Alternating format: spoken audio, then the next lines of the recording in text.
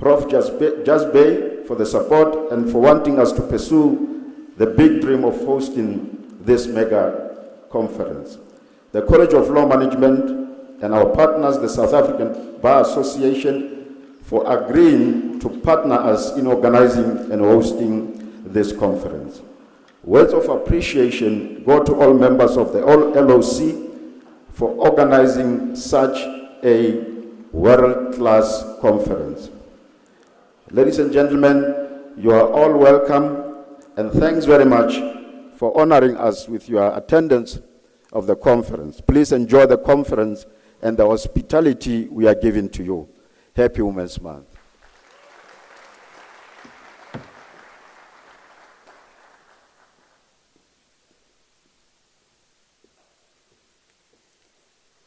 Thank you very much, Professor Manamela, the chairperson of the local organizing committee.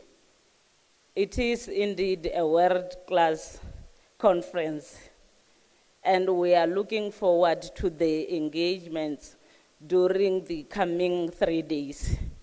Can we give Professor Manamela a round of applause, ladies and gentlemen? Thank you. I will now call upon our host, Professor Kole, the acting executive dean of the College of Law, for brief remarks. Professor Kole.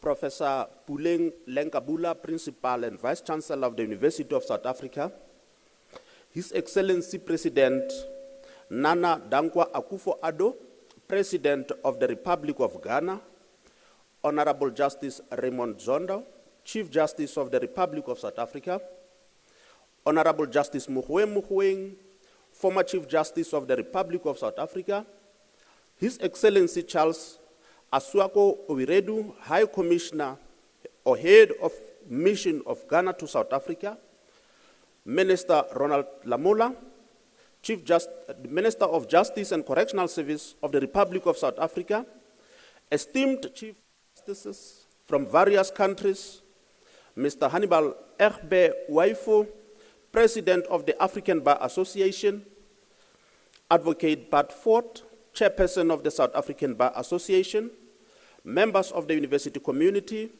distinguished members of the audience, ladies and gentlemen. The College of Law in UNISA is the biggest in the continent in terms of law and criminal justice. It currently enrolls over 60,000 students, both undergraduate level and postgraduate levels, and we draw our students mostly from various parts of the African continent. We also have our footprints in other parts of the globe. Some of our alumni include the first President of the Democratic South Africa, Dr. Nelson Mandela. His Excellency, the current President of the Republic of South Africa, Dr. Cyril Ramaphosa, and several justices and judges. The list is endless.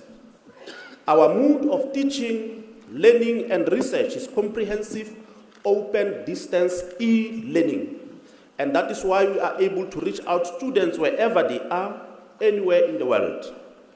And we also need to acknowledge engaged scholarship activities, such as conferences, seminars, webinars, whether in person or virtual, since COVID has left us a certain legacy. Hence, we value this important AFBA conference that we are hosting together with the South African Bar Association.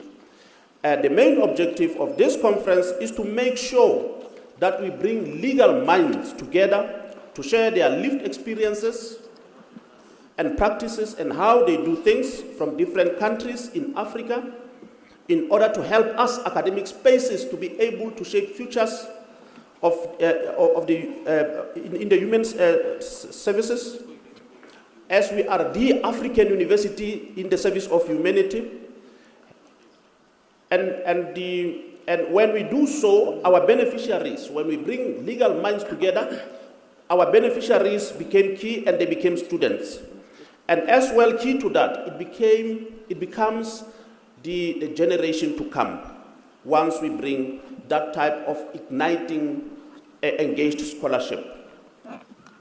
And it is because of this reason we will be engaging stakeholders from stakeholders here present in this conference this morning to partner with us to achieve this very objective. And the University of South Africa has prioritized 10 catalytic niche areas in order to help us more to shape futures in the service of humanity on these catalytic niche areas. And they are as follows: the marine studies, aviation and aeronautic studies, automotive, energy, space study, and square kilometer area. Fourth, and that should be space study and square kilometer array. Fourth, industrial revolution and digitalization, natural sciences, biomedical studies, biotechnological studies, health studies, medicine, feminist, womanist, Busadi theorization, student support, and co-curricular activities. When we engaged our potential partners, ladies and gentlemen, we will be basing our partnerships in all these key catalytic niche areas. We welcome any public, private institution, or any other institution across the continent and across the globe to partner with the College of Law and other colleges in the University of South Africa to make these catalytic niche areas come true. It is the strategic direction that the Vice Chancellor of this University of the Land, Professor Puleng Lenkabula, had thought about when we have to become the African university. We need to change even our thinking, even how we look at things, even how we do things. And we welcome you all in this University of the Land. When you are engaging, when you are interacting, when you are connecting, because beyond this conference, we are expecting networks that actually will have resulted in partnerships, and partnerships that will not only be reduced to signed documents that will gather dust from the shelves. We are hoping that whatever discussions that are going to take place here, they will be continuing to teach our continent. They will be continuing to impact positively to the education that we teach to our law students. And we are hoping that this is not the end that we are having AFBA here. We will continue to have our engagements with AFBA from other side of the globe as well, and we will make sure that indeed we are creating the best for our students. Ladies and gentlemen, enjoy your stay here and enjoy our hospitality, and let us make sure that when we gather here, we are gathering here because we want to shape Africa that we need, Africa that we admire, and Africa that will remain a better legacy to the African continent. Thank you so much.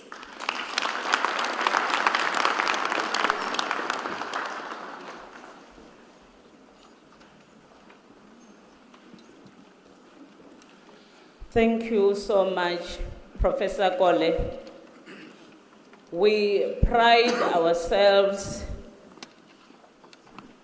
for being the biggest university, the biggest college of law in the continent.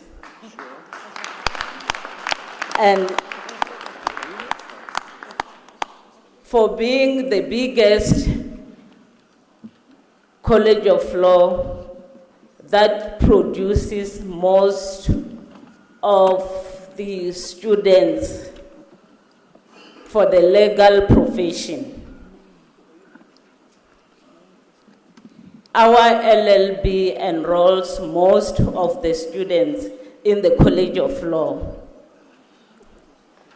Ladies and gentlemen, at this moment, I wish to acknowledge the Public Protector of South Africa, Advocate Koleka Ngaleka. You are welcome. You are welcome.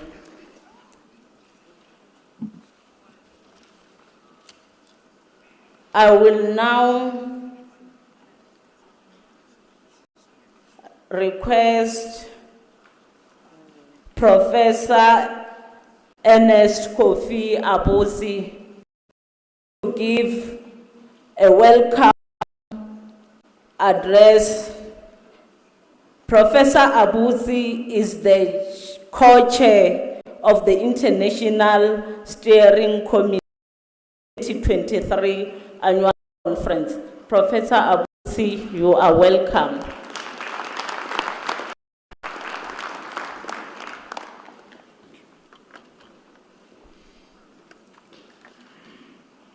The Vice Chancellor, Professor Pulang Ekambula, Excellency, the President of the Republic of Ghana, Anna Adudankwa Akufo-Addo, President of AFBA, President Hannibal Waifo, Excellencies, members of the Diplomatic Corps, Chief Justices of various jurisdictions gathered here, my lords, Presidents of bar associations, members of various bar associations, academics, distinguished ladies and gentlemen. Since its coming into force some 3-4 years ago, the AFCFTA, or the Africa Continental Free Trade Agreement, has become the dominant conversation in Africa, driven by a narrative of a sizable market of $3.3 trillion US dollars, a youthful and significant population of 1.2 billion people, promising economic projections of the various economies. The AFCFTA has become the immediate, present, and future reality of Africa. The AFBA is not to be left out of the conversation, and so when, through the foresight of the President of AFBA, an international steering committee was constituted, the committee decided that the most important topic to discuss was going to be about the AFCFTA. Far too often, global firms have taken African jobs, and the service market, especially African legal services, has not been spared. Yet, with readiness, African legal professionals can compete. Recognizing the imperatives of competitiveness and attractiveness remains central, therefore, to positioning African law firms as dominant players under the AFCFTA. The theme for this year achieves two fundamental things. One, an introspection on where African lawyers stand on the evolving conversation on the implementation of the AFCFTA. Two, to help leverage the various moving parts of the AFCFTA by getting lawyers to understand the opportunities and the risks that are presented under the regime. But the AFCFTA cannot succeed if African lawyers are either aloof, ignorant of the dynamics, or simply lack the capacity for trade advisory or litigation. The diversity and range of topics in this year's conference reflects the challenge of our time and the need for a resolute African legal profession and bar. Therefore, the panel on AI, for example, will reflect on the knowing subject of artificial intelligence and the future of African legal work, which some argue is being threatened. Understanding the issues and adjusting ourselves is a dire necessity for the future of the African bar. Topics such as the African lawyer and the AFCFTA are intended to focus on the narrative or conversation on how to leverage the prospects of the AFCFTA while minimizing the risk of an open professional market premised on the regime. I would at this stage, therefore, like to pay glowing tribute to members of the International Steering Committee and the sacrifices that have helped, together with the Secretariat, organize this conference. I especially pay tribute to the President, President Waifo, for his confidence and his foresight in putting an international team together to help support the process. His leadership continues to drive an agenda of AFBA and energize the continental legal profession for Africa. After him, I pay tribute to my co-chair, Dr. Samson Usagi of Nigeria, who has been a formidable force throughout the work of the steering committee. Together with excellent colleagues like Mr. John Philpott of Canada, Mr. Julius Nkafu of the United Kingdom, Caroline Boesman of the Netherlands, David Owecho of Nigeria, and Bernadette Muzeta Malidwe of Zambia, this committee has braced a number of challenges but has been able to provide support to the Secretariat in organizing the conference. I will single out for special mention the invaluable and tireless work of our Secretary, Ms. Ezenwa Ebele of Nigeria, who continued to hold things together even in the midst of suffering adversity. The times of change and hope are here. The theme of the conference and its structuring helps us to reflect on these challenges, but more importantly, on the prospects presented by the AFCFTA. I will therefore end by saying that it's important that Africa gets ready and the African bar cannot be left behind. That explains the reason for the selection of the theme for the conference and the emphasis. And I am particularly delighted that we stand also in the moment of history when we have excellent leaders in Africa being honored today. And I'm delighted that my president is here and he's one of the recipients of an award. Thank you.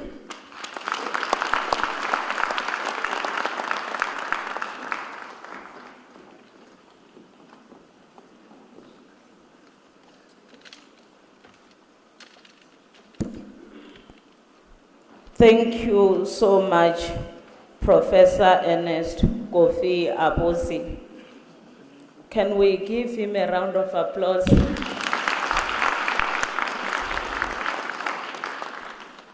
Thank you. I will now call for the musical item from the UNISA choir. UNISA choir, are you ready? Thank you.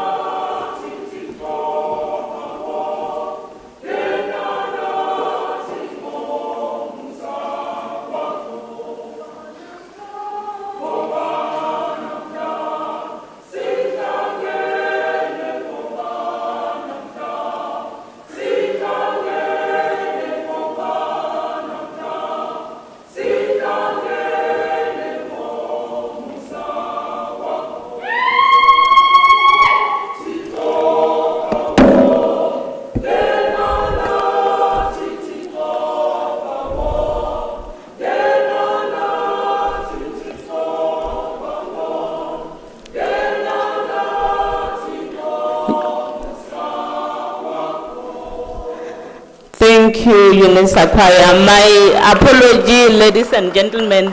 I would like to request the choir to come to the stage as our audience are unable to see them. Thank you.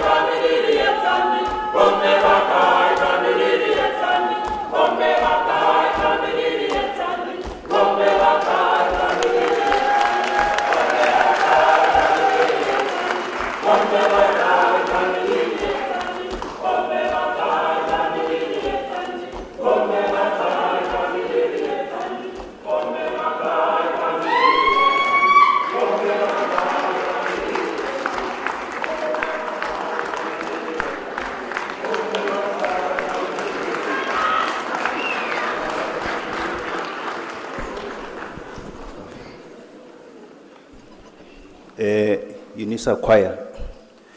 Before I start, my name is Motebang Ramaidi. It's South Sotho. Those who have been to Lesotho who understand South Sotho. So we don't have D as a grammar in my language, so it's L. So when you write it's Ramaili, but when you pronounce it, it's Ramaidi. I really appreciate for the quite nice music that we had from UNISA Choir. And also, Prof, I also appreciate for the good work that you have actually done. You know, sometimes it's a mammoth task to take over for an eloquent speaker like you, you know. I really appreciate it. Now, we'll be calling Professor Lenka Bulapuleng just to come and give us a welcome remarks on the behalf of the university. Thanks.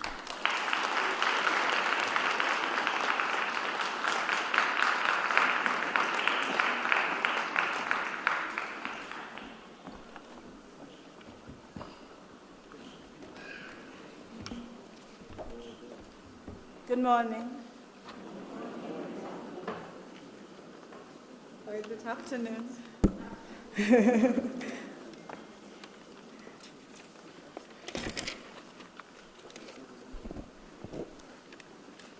His Excellency President Nana Danko Akufo-Addo, the President of the Republic of Ghana, Akwaba President, Etisen. Honorable His Excellency Minister Ronald Lamola, the Acting President, on behalf of President Ramaphosa, the Minister of Justice and Correctional Services, Honorable Justice Raymond Zondo, the Chief Justice of the Republic of South Africa, Honorable Justice Mogoeng, former Chief Justice of the Republic of South Africa. They're both alumni of the University of South Africa. Can we give them a round of applause? Honorable Justice Navi Pillay, first judge in South Africa of African descent, the All Honorable Chief Justice from various African countries present today, Honorable Justice Isaac Madondo, Deputy Chief Judge President of the KwaZulu-Natal Province High Court, South Africa, His Excellency Charles Asuako Owiredu, High Commissioner, Head of Mission of Ghana to South Africa, and all diplomatic corps represented here in this morning, Honorable Hannibal Uwaifo, President of the African Bar Association, Advocate Galega, the Public Protector of the Republic of South Africa, Advocate Bartford, Chairperson of the South African Bar Association, Chief Justice Taku, life member of the Council of AFBA, and former President of the Criminal Court Bar Association, members of the African Bar Association present today, members of the hosting university, management, students, council of the university, and all alumnus of the university, good morning. I want to also acknowledge and honor the recipients of the 2023 African Bar Association medals in leadership present and in absentia, or who are participating virtually. This list is constituted of His Excellency President Dankwa Nana Akufo-Addo from Ghana, His Excellency former President Olusegun Obasanjo from Nigeria, His Excellency former President Thabo Mbeki and the Chancellor of the University of South Africa, His Excellency former Prime Minister of the Republic of Togo, Joseph Kofigo, the Supreme Court Bench of the Republic of Malawi, Honorable Justice Resign, Mzikamanda SC, Honorable Justice Babatunde Edward, Chief Justice of Sierra Leone, Honorable Yang Okoro, Justice of Nigeria Supreme Court, Prof. Ibe Kachuku, Nigeria former Petroleum Minister, Honorable Justice Navi Pillay, I'm trying to find the expression, Judge. It's written first non-white, and I don't want to frame it in that way. The first judge from our diverse ethnicities in South Africa, Chief Maman Mike Osman from Nigeria, Honorable Justice Mogoeng, Honorable Justice Isaac Madondo, President of the Constitutional Court of DRC, Chief Justice, Civil Supreme Court of Republic of Cameroon, invited members of the legal fraternity, distinguished members of the audience, good morning. The Department of International Relations, DECO, says it's very imperative that for me as the host, I cannot avoid the protocols. So I apologize if you felt it was too long. Can you give them a round of applause? The year 2023 is a very special year for the University of South Africa.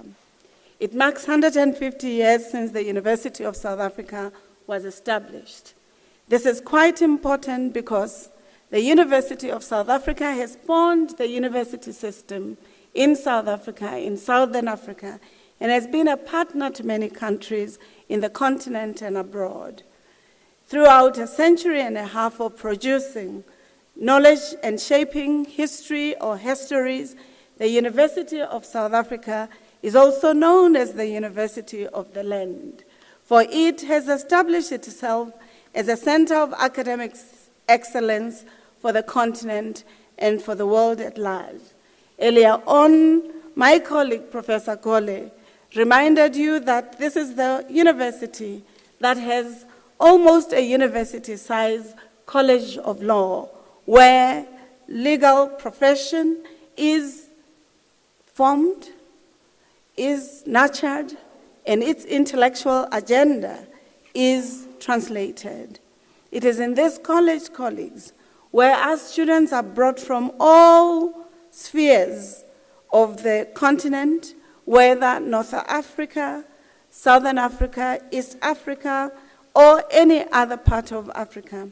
And we are located also in Ethiopia. We have a campus in Ethiopia that serves the Horn of Africa.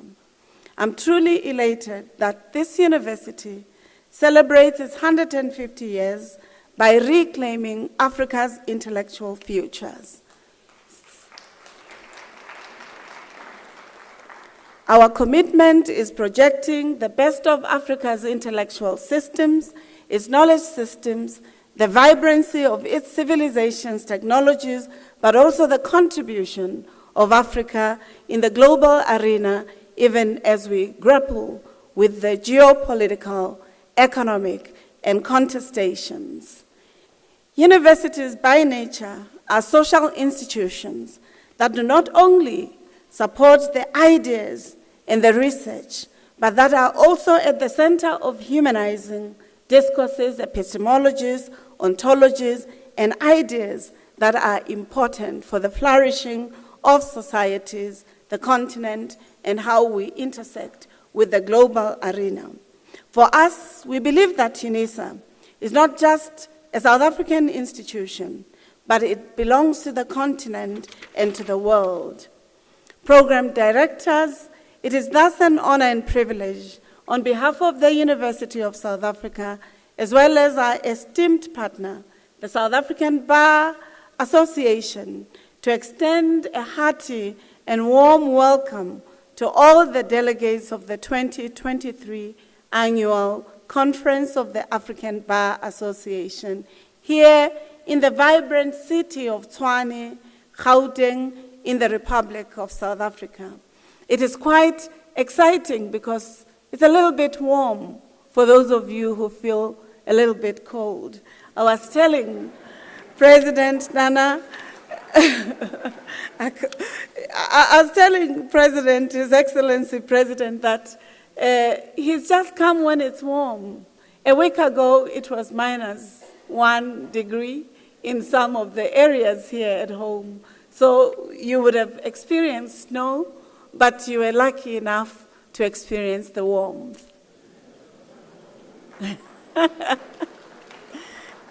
We are not agreed about the warmth.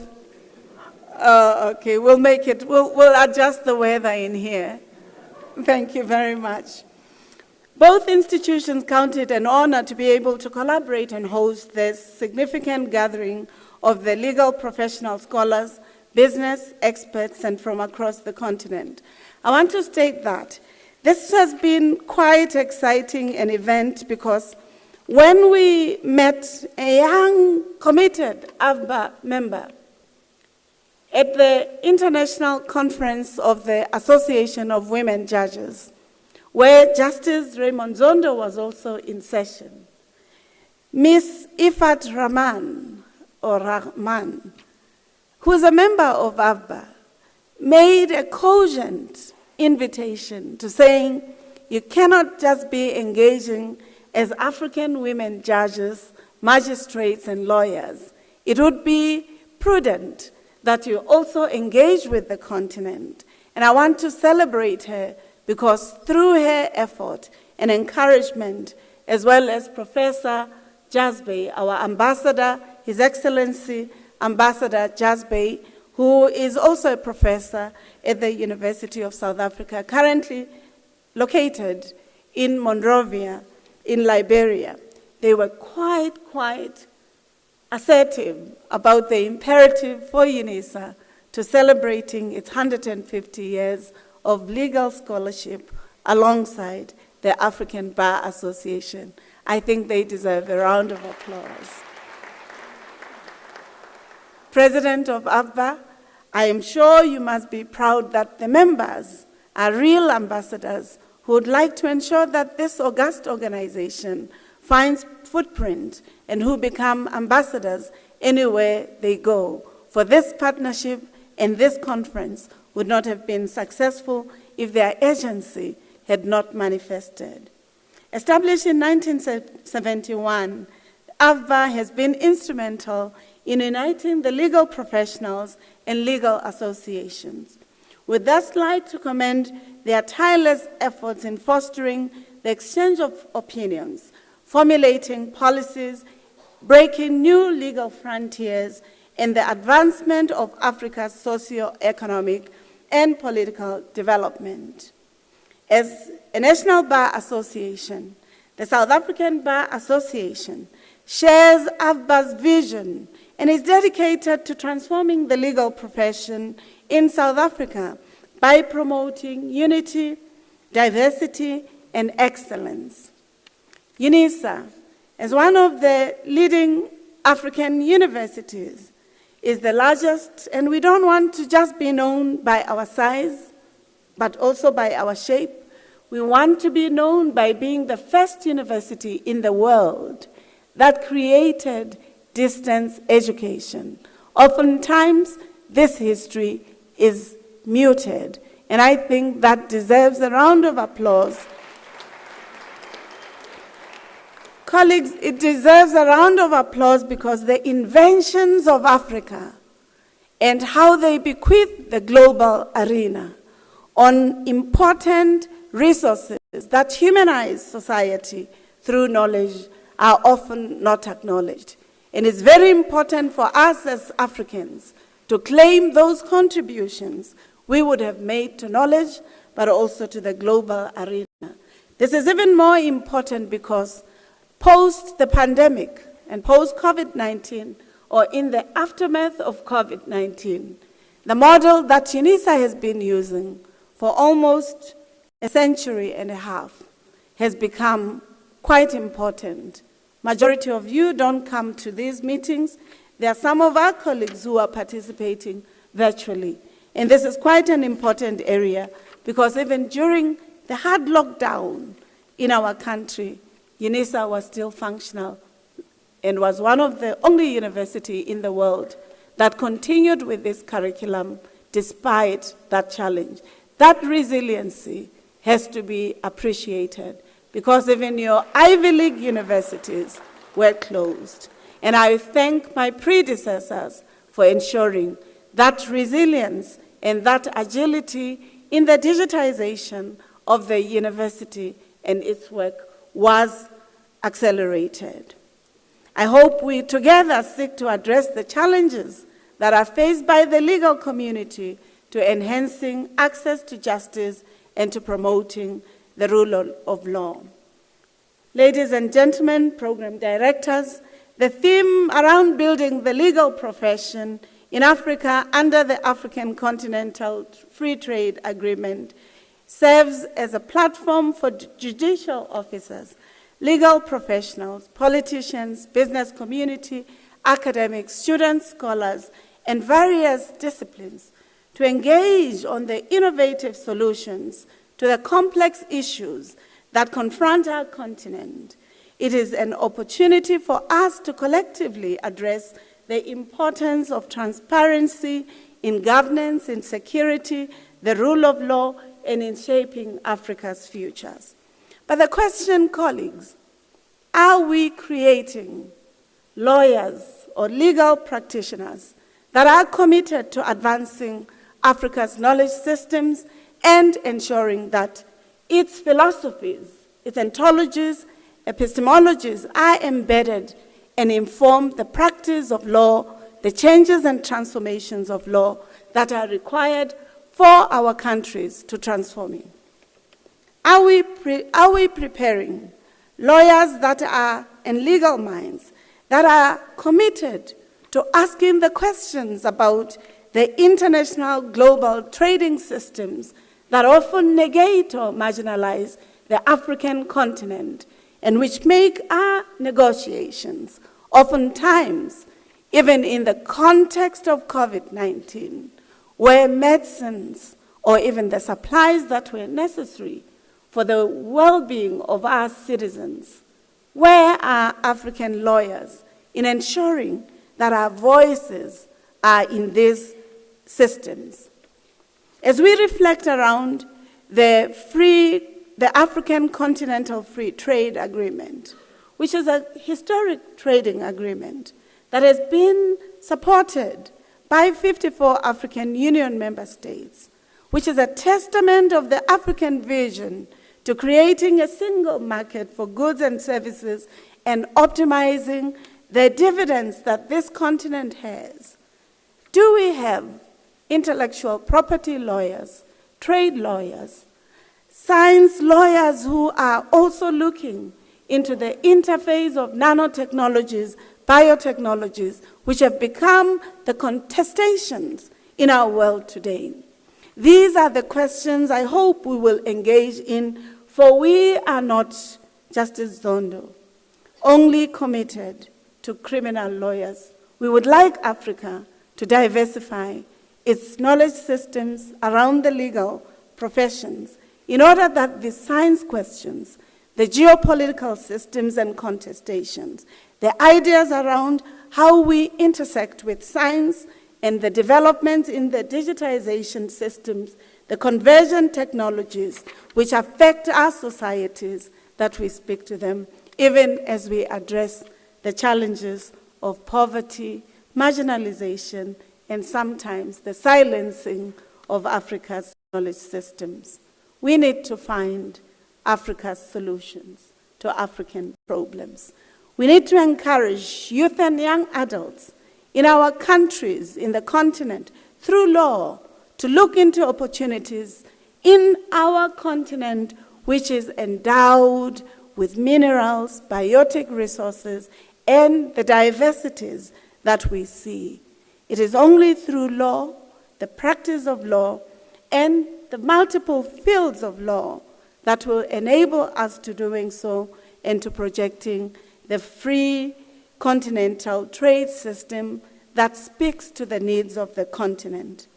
I'm truly elated, therefore, on behalf of my colleagues at the University of South Africa, to look into the conference as providing a bridge to combining theory with practice, to begin to shape the legal thinking towards the ordinary lawyer's engagement with international law, international economic law, for the advancement of both the domestic and the continental economies. To this end, we hope we will foster collaboration and networking amongst Africa's legal minds and to create opportunities for further engagement away from this gathering. Program Director, the conference will thus provide a platform for Africans to explore the linkages between law and economics, law and politics, law and development, to name but a few. We hope that the elections in Africa will always be not as contested because the legal frameworks that would have been developed by yourselves will be aiding of the strengthening of the democratic processes in our country, even as we deal with the challenges that we are observing in West Africa or some parts of West Africa. Let us ensure that our engagement contributes to unlocking the significant opportunities for Africa's businesses and its consumers or citizens. We are honored to have His Excellency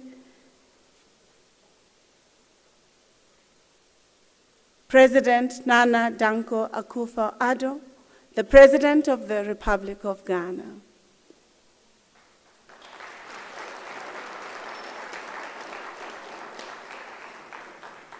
We're not only honored to have you, President, we are honored because we understand that the history of this association is entwined with your own imagination and your own advocacy to ensuring that the legal professionalization in the continent and in Ghana is asserted. So thank you very much, President, for being part and a member of this important organization. We are also honored to have His Excellency Minister Ronald Lamola acting on behalf of President Ramaphosa in this important event. And we are appreciative, Minister, that you have made time to ensure that you represent our own head of state in the participation of the Africa that we want to build, that we want, and which we believe the knowledge systems produced in the university must be a partner. I'd like to express my sincere appreciation to the Bar Association for entrusting us with the privilege of hosting this significant conference. I also extend my gratitude to the South African Bar Association, our esteemed Chief Justice, former Chief Justice, all Chief Justices that are here. I encourage you to enjoy UNISA, to walk around, to feel at home, because this is the university, your university.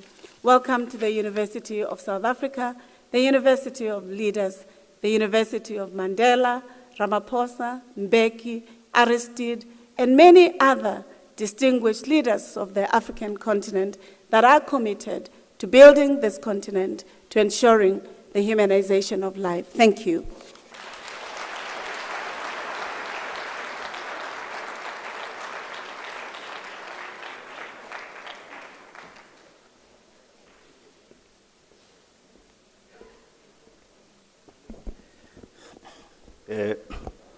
Prof, I had an opportunity of actually knowing and spend time with you before this conference. You know, all colleagues that are gathered here, we call ourselves a learned colleagues or learned friends. Yesterday, you also with the learned President of Ghana and others.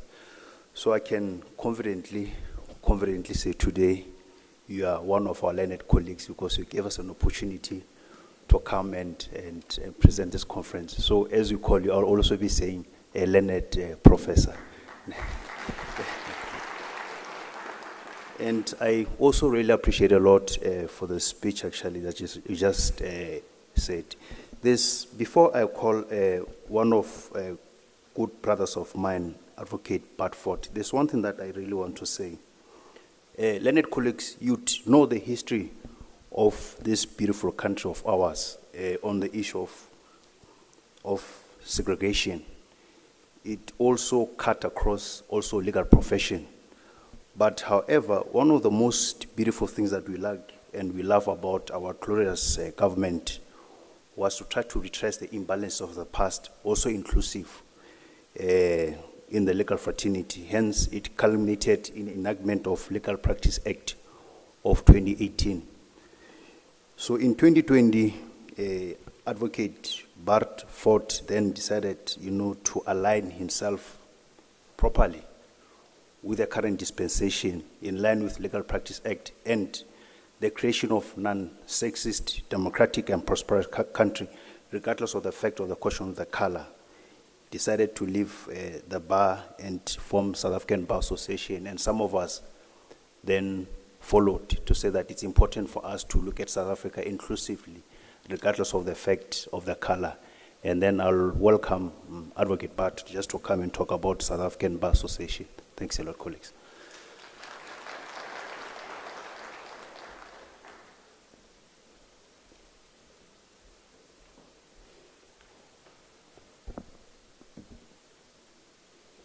Good morning. It's not always easy to succeed an eloquent speaker like my learned friend, as my esteemed colleague has just made a man. So, is the microphone... I agree fully with the protocols as set out by Professor Lankabula, so I'm not going to go through the protocols as set out. Safe to say that I align myself completely with those protocols. Yesterday I had the rare opportunity to meet the president, the esteemed president of Ghana, for the first time. And when I left there, I left with this impression, because whilst most of us spoke, he concluded saying to us as lawyers, it is our duty to ensure, and I'm summarizing, that we promote, protect, and preserve the sanctity of the rule of law. And for me, that summarized what we as lawyers are supposed to do, and the educators that train us to become those lawyers. So if you can give a round of applause to His Excellency for those words. Colleagues, it is indeed an honor and a privilege to form part of this prestigious assembly. I need not pause to state the obvious and do so candidly by reminding each of us that any opportunity to engage and interact with some of the brightest legal and academic minds on our vast continent is one not to be spurned. It is in fact in law and in education that we find two integrated and effective sources to engineer social change. Education points us in the direction we should go. Law ensures that our pursuits are not compromised. It is therefore of no coincidence that a conference such as the one we will be attending over the next few days draws heavily on these two disciplines. Now I'm going to share one of my favorite quotations. It comes from a book called Education, written by Ellen G. White. And she says the following: the greatest want in this world is the want of men, men who will not be bought or sold. Men who are in their innermost souls are honest and true. Men who are not afraid to call sin by its rightful name. Men whose conscience is as true to duty as a needle to a pole. Men who will stand for right, though the heavens fall. Now, that is the high water mark that we are all as lawyers called upon to observe. It is not always easy, but it is certainly possible. But this, however, calls on us to change the African narrative. And how can we achieve this? By upholding our first and foremost obligation as set out by what I premised: promote, protect, preserve the rule of law. As the South African Bar Association, we align ourselves completely with the vision, mission, and pursuits of the African Bar Association. And once we do that, we will make the shift from competition to collaboration, from cowardice to courage, from treason to loyalty, from thraldom to transformation. And what do we mean by transformation? Access to opportunities, continuous training and development. So when we leave here in 4 days' time or 3 days' time, we need to leave with concrete, measurable goals that will allow us to make sense not only of a slogan, but to set out how we intend to achieve that as we debate, as we discuss, and as we deliberate. So with these few words, I thank you one and all for your attendance, and to the esteemed delegates forming part of this program, we look forward to your robust engagement. I thank you.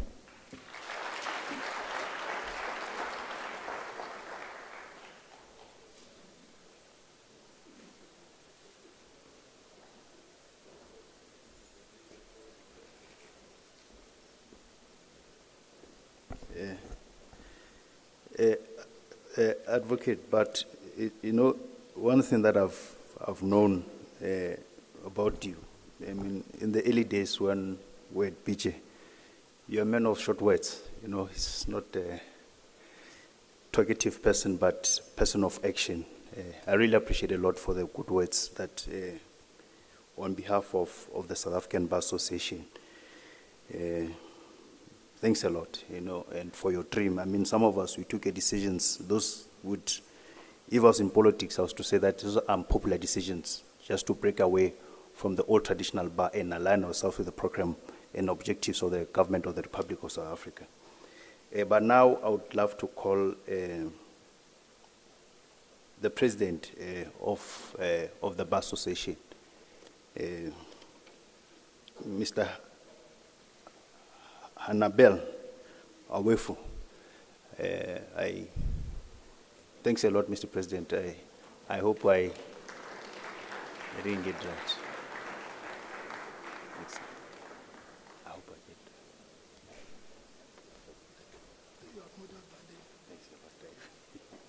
So he's appealing to me not to report after I'm murdering my name.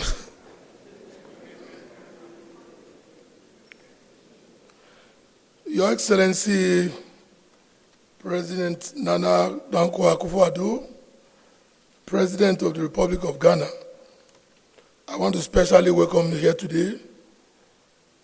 You are a great man indeed, in all respects. You are a proud ambassador of the legal profession. When I met you in 1997 at the last meeting in Côte d'Ivoire, I was just 7 years old at the bar. But today I'm 34. And we are remembering you for the struggles we saw you and your colleagues. Some of them have gone to join their creators. But they are alive by the special grace of God. And so when the council of the bar met, and we look back, we say, we need to, President Addo was a member of the executive. I met him, and one of the things we knew about the president was he was always clean-shaven, his clothes very neat, his shoes well polished, beautiful. Please, a round of applause for him. Very neatly always dressed. That's one thing I will ever remember about him. He was the most neatly dressed lawyer in Côte d'Ivoire when we came there. Thank you so much, Your Excellency. You're welcome, and we're proud of your achievements in the Republic of Ghana. I want to thank my lords, Honorable Justice Desmond B. Edwards, the Honorable Chief Justice of Sierra Leone, for your support to the African Bar Association. Today you are the keynote speaker. Once again, we are going to learn from your fountain of wisdom. You're welcome. My Lord, the Honorable Justice, reason I always misspell the other name. Let me not be tempted to behave like that. The Honorable Chief Justice of Malawi, you were chairman at the Human Rights Session last year. You were with us during the opening ceremonies, and you gave us some good advice, which has assisted us in moving forward.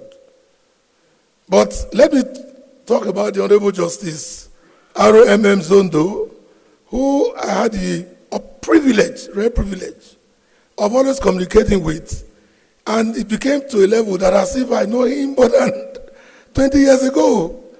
But suddenly I saw the Honorable Chief Justice of South Africa this morning. And the way he embraced me, I think he likes me too. Thank you so much, my Lord. Thank you so much. I want to thank our amiable, very, very excellent Vice Chancellor. In fact, it's very rare to see Vice Chancellors who will provide this type of opportunities, not only for bar associations, the lawyers you made, lawyers you are making, the entire students, everybody from all over the continent, from all over the world, from Canada, from the United States, from the United Kingdom, from all over the place come together in your university, and you provided all these facilities in collaboration with the South African Bar Association. But you are the bigger partner, and the South African Bar Association was closely following you. But what we see and what we have here, the excellent cocktail yesterday, and the way and manner the staff and all those you put together for this conference have acted, has made us so proud that this may become the best conference of the African Bar Association. A round of applause for the Vice Chancellor. Thank you so much, man. We're very grateful. I want to thank the Honorable Justice John Iyangokoro, JSC, one of your ranking justices of the Supreme Court of Nigeria. I know where you should be by now. I know all the problems it took you yesterday to board a flight here. And you came here by almost 2 a.m. or 3 a.m. in the morning. And you said, look, I must be here to support the African Bar Association, which you have been supporting. My Lord, I welcome you. Thank you so much. I want to thank, I'm going to actually use most of my time to thank people because my speech is there, and I believe all of us, most of us are lawyers who can read, so you need to read what the president is actually to deliver an annual address. So my speech is there and it can be read, although I will stress a few points.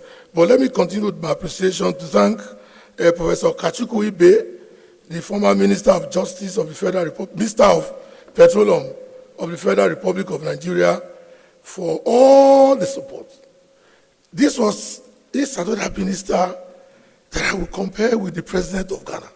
Always very neat, well-dressed. And when I first met him as a student at the University of Benin, I was amazed. And today he's a professor, he has been a minister, he has gone so far. You're welcome, Honorable Minister. Thank you so much. I will welcome the former Prime Minister of Togo, who I've had opportunity to have an acquaintance with. In fact, when we met in Gambia, we kept talking. And a lot of us remember the role he played during the turbulent days of the Republic of Togo. And then, of course, in the Sierra Leone issue. And then we talked to ourselves in the council and said, well, we need to also remember one of us who is also an advocate. He was also former president of the Togolese Bar Association, Advocate Joseph Koko Kofigo. You're welcome, sir, and his amiable wife. I want to, for respect, to remember the Speaker, and thank you so much, the Speaker of the Lagos State Parliament in Nigeria, a strong supporter of the African Bar. I've not had the opportunity of seeing recently, but he has always been supporting us. And he plans to support us more, even now. And hence, Honorable Mudashiru Obasa, who is the Speaker of the Lagos State Parliament, thank you so much. Thank you so much. I was very grateful. I want to thank all our Honorable Maman Osman, Senior Advocate of Nigeria FRO, and also for the Federal Republic. You have also been a pillar to the African Bar, And to junior lawyers, I want to thank you so much. You are one of our honorees today, and your amiable wife, welcome to the conference. Thank you so much. I want to thank Professor Lennox Hines, who is from the United States. He's the life member of the Governing Council of the African Bar. Professor Hines is located across the place. If you will stand for recognition, he was President Nelson Mandela's lawyer for 20 years, for more than 20 years. The late President Nelson Mandela, he was there for 20 years, and together in New York, they spent some time. Professor Lennox Hines is a retired professor of Rochester in the United States. You're welcome. Thank you so much, Professor. Please, can you stand up for recognition?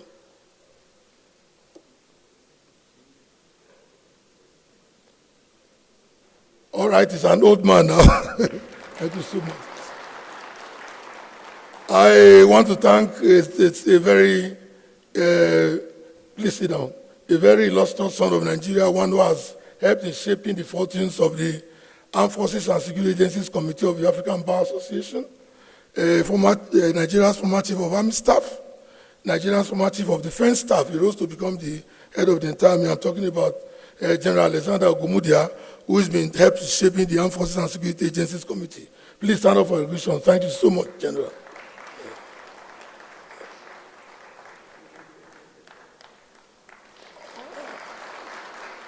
All right.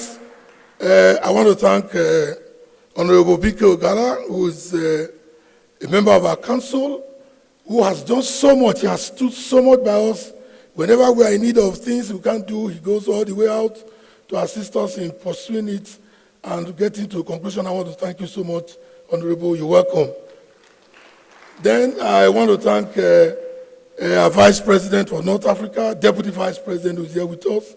I'm in Africa. I'm sure you are going to give your speech, your brief goodwill messages. But I want to thank members of the Armed Forces who are here, Armed Forces and Security Agencies Committee, led by their leaders, Major General Yusuf Shalangwa, retired, Major General M. Wambai, General Dan Kwali, who is the Vice Chairman, Kwali from Malawi, so earlier on, whether General Seydou Musa, Colonel Kati B. Jonas of Cote d'Ivoire, and Colonel Desiree Harikimana from Burundi, who is the Secretary of the Armed Forces and Security Agencies Committee. They've done so well. Professor John Philpott, I want to thank you. You have done so much to enrich our literature with so many things from Canada. A retired professor of criminal law from Canada. Thank you so much, Prof. I will now go briefly to my speech. I know the chairman of the Governing Council is not around. His speech is also in the bulletin, in the program you can read. But let me thank the President of the Republic of South Africa, who is being represented here today by Minister of Justice, Minister Ramola. I want to thank you and I want to welcome you. You will also be here in your own right, but today you are representing the President of the Republic of South Africa. And we pay homage to His Excellency, and I'm going to talk about that very soon, about what His Excellency is doing, and how he has become a trailblazer, and how South Africa has become a trailblazer in the geopolitical shifts currently going on in the continent, in the world, and which Africa must understand as the dynamics of what is about to happen. And I want to thank all of you so much once again for joining us and for representing the President of South Africa. Now, I welcome all participants to the conference. I'm extremely proud of all our friends from all over the continent, from everywhere, from the DRC, those who have not attended before, from Algeria, from Tunisia, from South Sudan, all over the place. We're all here. I want to welcome every one of you. I'm sorry if I have not recognized you. Please forgive me. Chief Taku, who is the oldest member of the African Bar, will do the focus here. He has seen it all, and I want to congratulate you and thank you for being here. And another life member, Chief G.C. Bokwe, thank you so much. When the University of South Africa joined the African Bar Association and indicated its interest to host the conference, we didn't take it seriously. But time has come to show that they have the stuff made of. And Professor Lekambula, the Vice Chancellor of the University, has already thanked His Excellency Ambassador Professor Iqbal Jaspi, who was the director of projects then in the principal's office, who is now ambassador in Liberia, resident in Monrovia, who was one of the pillars behind the success of this conference. We pay growing tribute to him, and we intend to pay respect to him in Monrovia as soon as possible to report to him that the seed he planted grew, germinated, and bore very, very fruitful fruits. All right.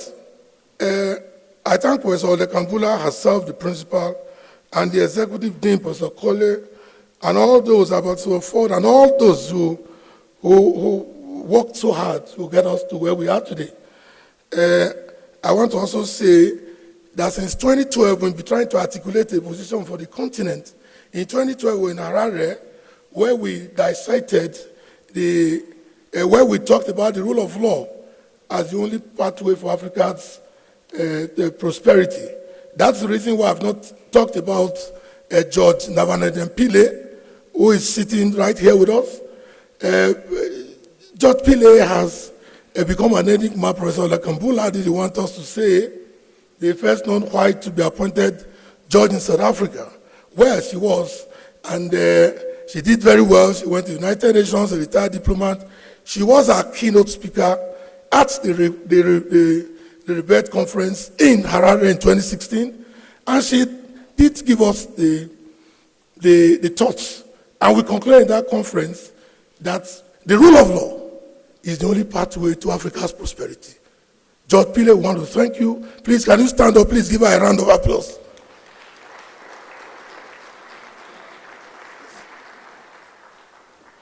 So we started from 2016. In 2017, we were in Port Harcourt, Nigeria, where His Excellency, the immediate past president of the Republic of Tanzania, Dr. Jakaya Kikwete, was the keynote speaker, and we looked at a lot of things about dissecting the regulatory framework for doing business in Africa, and found a lot of challenges, bottlenecks, which I think the AFTA will see to address under the circumstances in which we are today. In 2018, we were in Nairobi, beautiful conference. Our keynote speaker was Professor Benedict Orama, who is the president of the Afro-Exim Bank. We did look at the sustainable goals of the UN and how it relates to us, and they were able to provide solutions to the 2063 agenda, which you do not know whether it's even working or whether it is faltering or not. 2019 was the turn of Monrovia. We had to cancel the conference in Egypt because President Morsi had died in prison in Cairo, and the government had offered up no explanation why a sitting president should be arrested, overthrown, and died in prison. It became difficult for the African Bar to host a conference in Cairo. We had to pull out the conference from Cairo, and the Charter of the African Bar says when you pull out the conference, you need to take it to the oldest bar in the continent. And so we took it to the Liberian National Bar Association, whose president is here today, Rennie, who was vice president then. And they hosted the conference very beautifully well. And we looked at the contemporary issues facing at the African continent, and how lawyers can create a renaissance. And our keynote speaker is the current president of the ICC, Karen Khan, who is a Queen's Counsel in the United Kingdom. 2020 was the virtual conference, and His Excellency, the governor of Sokoto State, Northwest Nigeria, was a keynote speaker, but he was anchored in Niger. 2021 took us to Niamey again, physically, where His Excellency, President Goodluck Jonathan, former president of the Federal Republic of Nigeria, was the keynote speaker. In 2022, we were in Malawi, and we had the Vice President of Liberia, Her Excellency Senator Joel Taylor, as the keynote speaker. That was another very beautiful conference, well organized, and I want to thank the Malawians who are here today, along with the Chief Justice, for making us proud. So here we are today, and we have a few issues that are dealing with us, staring at us in the face. A very disturbing trend in Nigeria, for instance, a very disturbing trend has been the behavior of lawyers, which we intend to address to at this conference. I think the legal profession has a lot of issues which we need to carefully look at from our different jurisdictions, lawyers are now in a breach of ethics more than in the observance. I do not know much about what's going on in South Africa, but I'm trying to understand it. But when we defraud clients, encourage them to swear to false affidavits, desecrate the rules of our ethics and professional conduct, we are unwillingly destroying the legal profession. When we refuse to be the voice of the judiciary, procure judgments by fraud, bribe judges, and steal clients' money, we cannot turn around and criticize politicians for corruption, and lawyers cannot make good judges. Bad lawyers cannot make good judges. Lawyers and judges must work together to save our continent from misrule, which is so rampant now, and the chaos. Lawyers must rise and speak for the judiciary and for the common man. As ministers in the temple of justice, our major loyalty is to the courts and not to the clients. Nigeria, for instance, which is a very serious case. In Nigeria, for instance, we have three arms of government: the executive, the legislature, and the judiciary. In the normal course of protocol, one would expect that the Chief Justice of Nigeria would be number 3 or 4 in the ladder. The politicians have created a very selfish, self-centered order of protocol, placing the Chief Justice as number 6. And lawyers in Nigeria are quiet. I have raised this issue. It needs to be addressed by all those who are here. How can the Chief Justice of Nigeria be number 6 in the order of protocol? Meanwhile, Nigerian lawyers are quiet. Most of them content with helping politicians play their game. A very disturbing trend which this conference will be called to address squarely and come out with possible solutions is the involvement of judiciary in electoral matters. This is a very serious matter. Judiciary involved in electoral matters, while the various constitutions clearly give sovereignty to the citizens for the choice of who is to lead them through participation and voting in periodic elections. There is a growing feeling that judiciary has increasingly usurped the functions by making final pronouncement on who becomes elected or electable. The law is, in my respective view, is that such elections should be annulled and a repeat ordered if the laws and regulations relating to such elections have been violated. The pick and choose compromise has not only emboldened politicians to commit heinous electoral crimes against the wishes of the people, but has dragged the judiciary into the muddy waters of politics, as we now hear constant cries of corruption and bribe taking, allegations against judges and lawyers as a result of these election issues.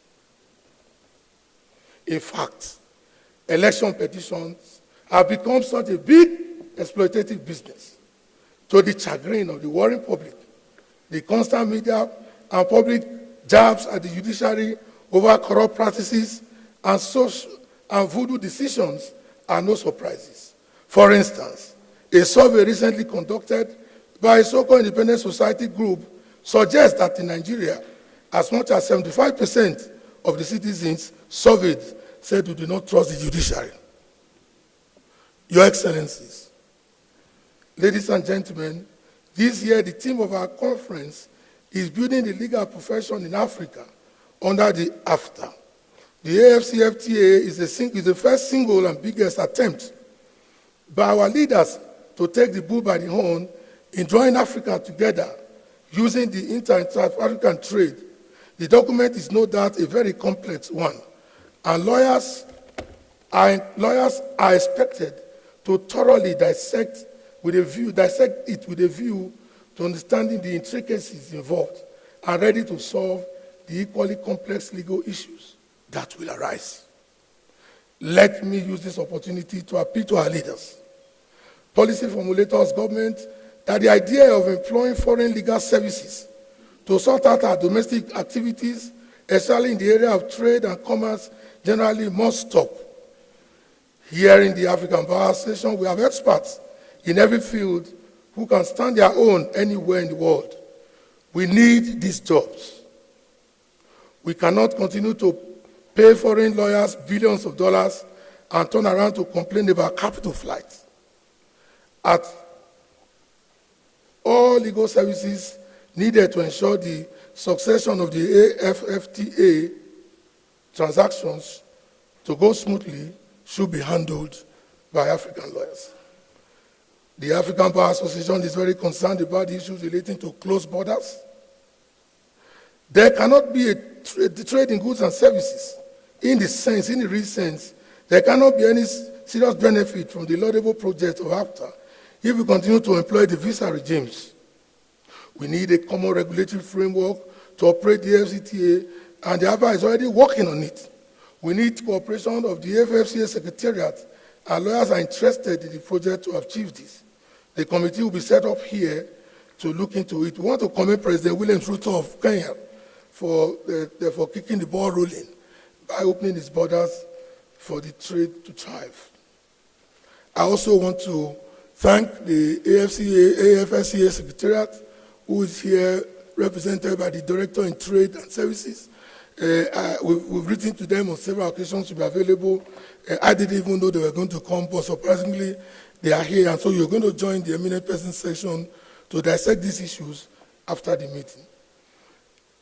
As I move towards the end, ladies and gentlemen, Your Excellency, distinguished ladies and gentlemen, we want to thank you, and we want to respectfully welcome every one of you for this opportunity to meet and interact with you.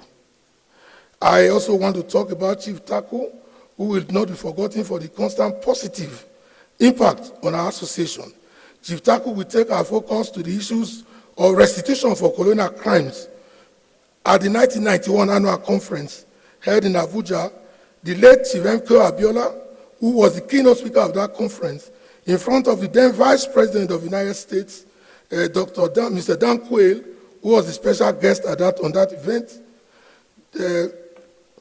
who was the special guest of honor at that event, Chief Abiola began the crusade for restitution.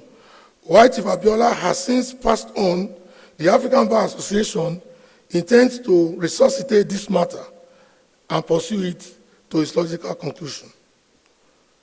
Your Excellencies, dear colleagues, our conference sessions are well designed to discuss and profess practical solutions to the myriad of challenges facing the continent, the legal profession in Africa. I therefore thank all our chairpersons, moderators, panelists, and all resource persons for taking time to do an abstract for their presentations and their final papers, which hopefully contain sound legal submissions for the enrichment of our legal jurisprudence. Part of the issues of concern to AFBA is the issue of judicial precedents. African judiciaries must exploit precedents from African countries instead of taking to flight to foreign jurisdictions. This is very retrogressive. The principles of stare decisis also has African roots, derived mainly from our culture, traditions, and experience. I respectfully use this opportunity once again to thank my Lord Justice Rezin Robert Unzi Kamanda, Chief Justice of Malawi, Justice of the Malawi Supreme Court Bench, and the judiciary as a whole. My Lord, please accept our 2003 Medal Merit in Leadership as our token of appreciation and applause for maintaining the trust reposed in you by the Constitution and the people of Malawi. The bench stood high in dignity when it was tested in that landmark electoral dispute. Your Supreme Court bench is famous for doing the job right, like the Kenyan judiciary. Several judiciaries in Africa have also performed very well, like the judiciary of the Republic of South Africa. I give kudos, therefore, to my Lord, Honorable Justice R.M. Zondo, the Honorable the Chief Justice. His Lordship will preside at our human rights session of this conference tomorrow morning. Unfortunately, my Lord is very busy, and he has sent a very senior judge who will be there with us. A round of applause for him, please.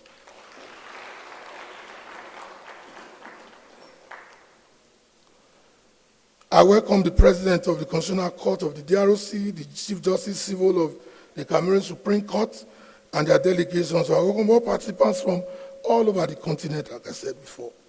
Finally, I urge you all to take advantage of the many social events lined up by our host to make the conference a memorable one.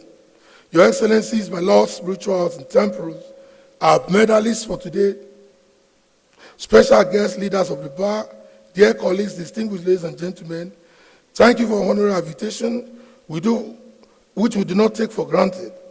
South Africa is a beautiful democratic country with enviable records in Africa and will be our home for the next few days. Take full advantage for all it offers. Make new friends, surpass boundaries, build bridges, and when we are done, we shall be stronger as the African Bar Association. Welcome to the main campus of the University of South Africa. Welcome to Pretoria, and happy deliberations.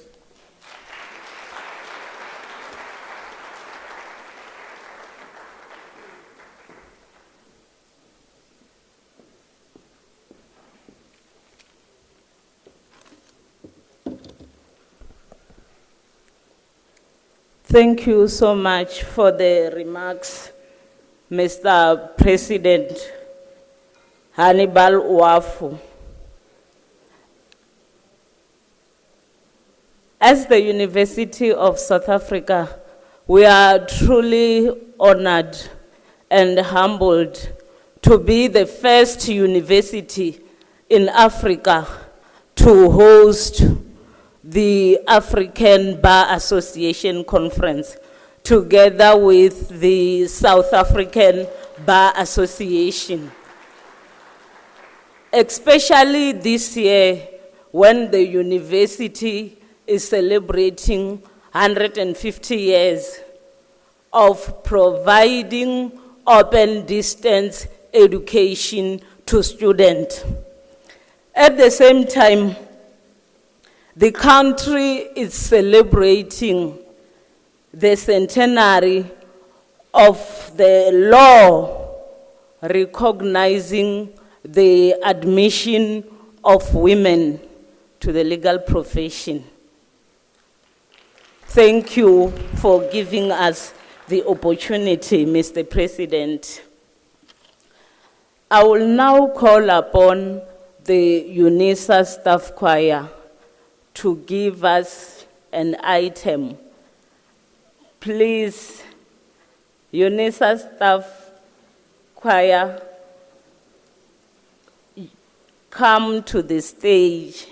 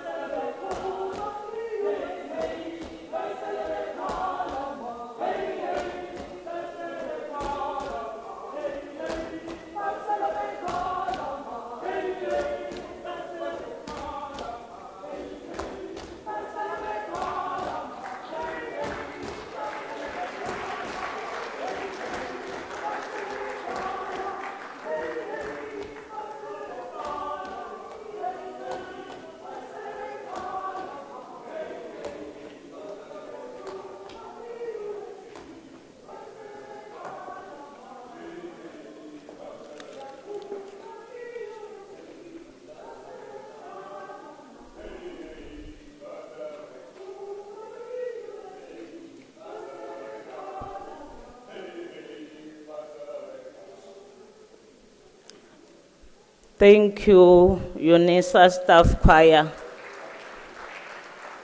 Thank you. I will now call upon our learned friends to give messages of goodwill.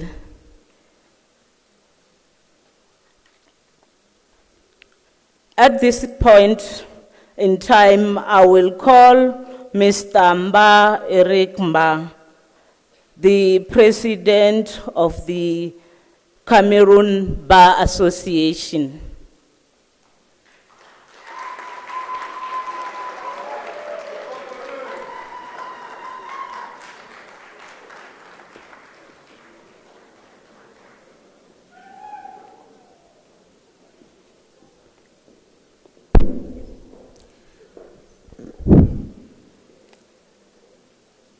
I was informed that I have 2 minutes to give a message of goodwill. And when you look at 2 minutes, one is tempted to ask if it's intended to test your ability to talk within 2 minutes, or it's actually intended for you to give a message. Given the elaborate protocol that is here, one is but, of course, compelled to adopt a safety valve by standing on the protocol that is already established. With that said, when we look at the theme of our conference for today, I dove my head to the presentation already put ahead by the Dean of the College of Law and the Vice Chancellor of UNISA. It tells it all, that at the time when we are talking about AFTA, I think there is a key consideration that we must be able to recognize that there is a new wave of intellectual neocolonialism moving towards Africa. And the legal profession must be able to stand tall and to distinguish itself. I learned from the earlier speakers who said we shouldn't come here and make rhetorics and go back home with nothing to write about. A lot has been said about the legal and the intellectual scope, but you permit me look at the political domain, that whatever we will say here, it would only be speeches if we remain blocked by the barriers called national boundaries, where if we want to leave one African country to a neighboring country, we are subjected to visa conditions which takes us 2 weeks or so. Whereas the European continent has all the barriers removed to permit commerce and justice to flow inter alia. These are some of the hurdles that we go through. And if we think that flying from Kigali to Johannesburg is more expensive than flying from Cameroon, my native land, to Paris, we can understand that there is a problem, even if we have to talk and take all the decisions here. So these are the enabling premises that we need to work on. When the Vice Chancellor talked about adopting African solutions to African problems, and when the Dean and my very humble host President said same, it only reminds me about the greatness of Africa. It takes me back to a poem I read in secondary school. Who knows? Who knows? Who knows this Africa so richly blessed, with golden lands and fronded palms in air, the envy of great nations far and near, may yet the world lead back to peace and rest. Who knows? Who knows?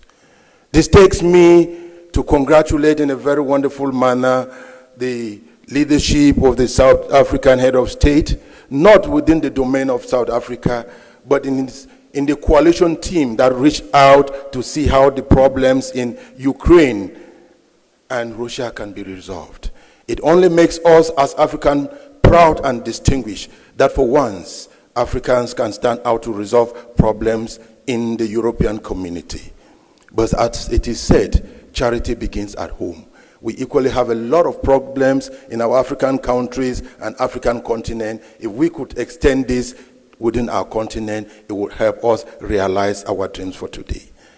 I bring greetings to you from Cameroon, Africa in miniature, the legendary home of hospitality, which has been plagued with a war for the last 5 years, but unreported. I want to thank you all that once AFBA is standing up, let us recognize that no matter what we do, the only place we can call home is Africa. And I thank you all that this dream or this topic is in no other place merged than Africa, than South Africa, the land of Ubuntu. It is on this note that I say, with this spirit of Ubuntu, let us rise and spread over Africa. Thank you, ladies and gentlemen.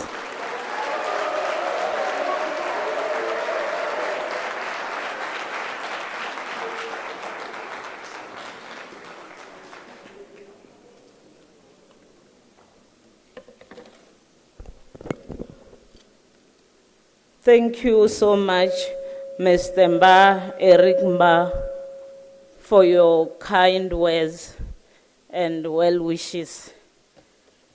I will now call upon the next speaker, the Deputy Vice President of North Africa,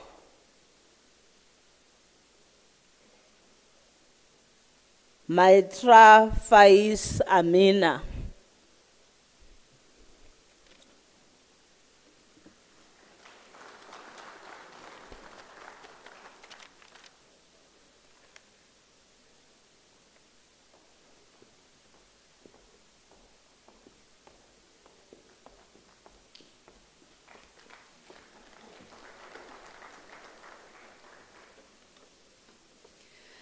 My intervention will be in Arabic, as it's the official language in my country, Algeria, and in North Africa.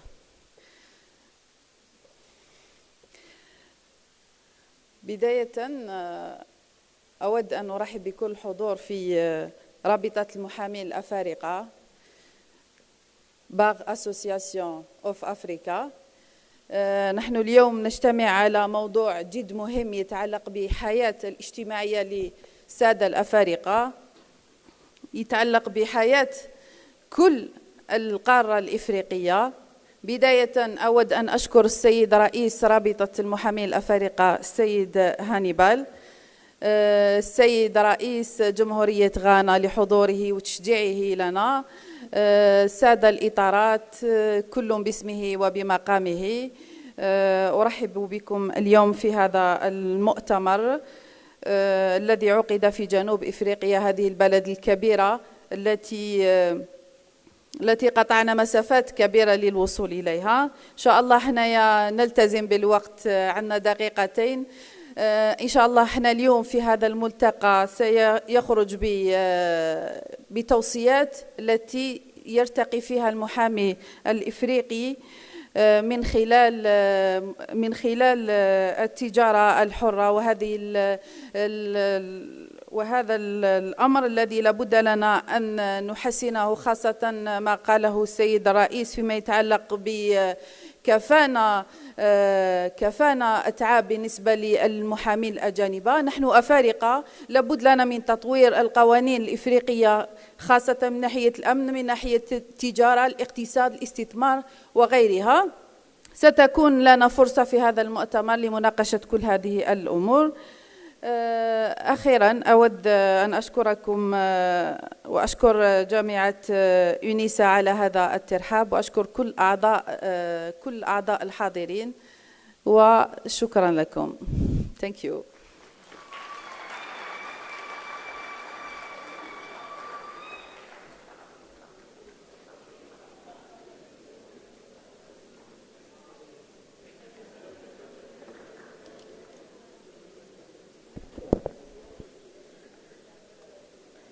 Thank you so much, Maitra Faiz Amina, the Deputy President of AFBA, North American Region.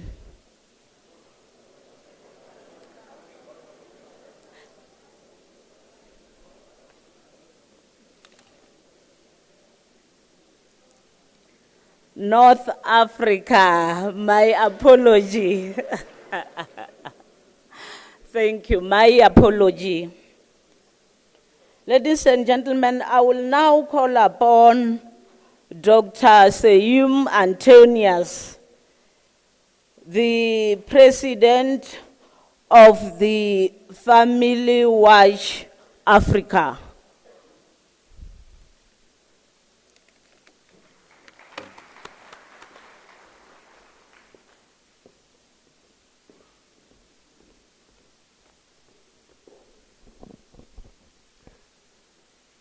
Your Excellency Nana Akufo-Addo, President of the Republic of Ghana, Your Excellency Professor Puleng Lakembula, Principal and Vice Chancellor of UNISA, and for the sake of time, I'll just align myself with the established protocols. Your Excellencies, what is a pro-life medical doctor like me, an Ethiopian surgeon?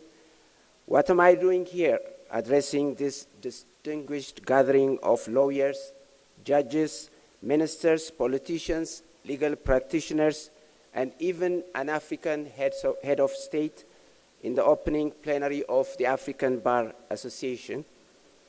At this high-level conference with the theme of trade, what could a health professional like me, a medical doctor, contribute that could be of benefit to each and every one of you listening to the sound of my voice right now? Good question. I'm here standing before you to make a plea, ladies and gentlemen and your excellencies, on behalf of the professionals of the continent, the medical professionals of the continent, because we are in a very serious problem. Let me explain. What if I told you that the public health has become a new Trojan horse, banner through which our African nations will lose our national sovereignty and become beholden to the control of Western donor countries who will corrupt our children and turn them against our religious, cultural, and family values? What if I told you the so-called human rights approach to health issues promoted by the United Nations, the World Health Organization, and our former colonizing countries in the West is the tool through which our downfall may come? What if I told you that every African head of state, minus a few, is expected before the end of the year to go to the small island of Samoa to sign a 20-year binding treaty with the European Union, along with 15 Caribbean and 16 Pacific states, a treaty that will supersede any other treaty or agreements we are party to, even the African Union Charter, and will even override our national laws? Would you be concerned? I hope I have your attention. Now back to the issue of trade and trade agreements, the focus of this conference. What if I told you that the head of the Africa, Caribbean, Pacific Organization in 2021 committed 48 African nations to sign an over 120-page binding treaty under the auspices of a trade agreement? This is to be the continuation of the previous 20-year Cotonou trade agreement, yet they deceptively slipped in multiple binding health provisions, including a sexual education provision for our children. They also infused deceptive rights-based health obligations that advance abortion and the LGBTQ agendas.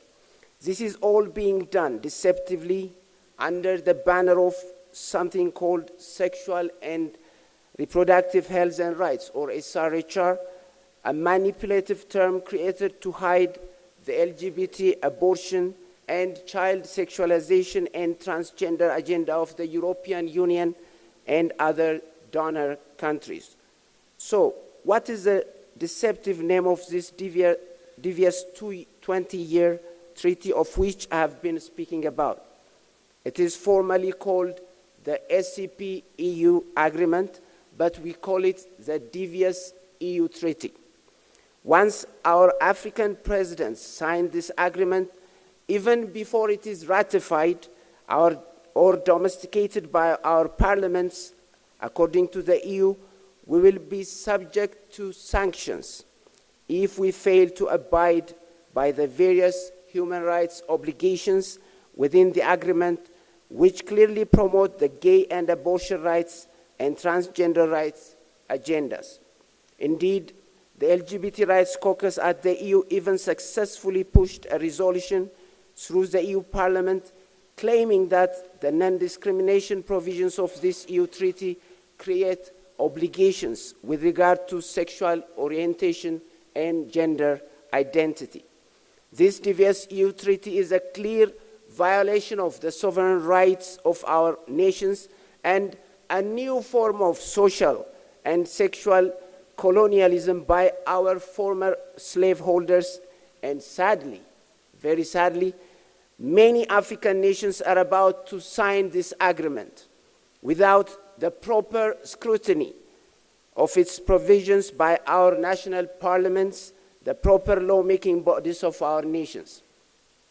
I ask each one of you, as responsible African citizens today, and every professional person here present, what do abortion, homosexuality, and transgender rights have to do with trade and economic agreements in Africa? Unfortunately, according to the ACP-EU agreement, everything. You should by now have received a hard copy of and a soft copy of the Entebbe Declaration, which is a communique of the first African Interparliamentary Conference on the Protection of the National Sovereignty and Family Values, recently hosted by the Ugandan Parliament and co-sponsored by the African Bar Association this past May. The esteemed AFBA President, the Honorable Hannibal Waifo, in his keynote speech in the conference, elaborated on the threats emanating from the ACP-EU treaty if our countries sign on it. I draw your attention to Annex 1 of the Entebbe Declaration on the post-Cotonou ACP-EU trade agreement. Please go and review this to understand the many hidden traps within this so-called EU trade agreement.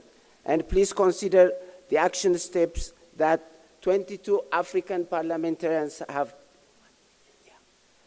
Finally, Your Excellencies, as we congregate here to address very important and crucial continental issues, the World Health Organization is seeking a major power grab in Africa under the guise of addressing pandemics.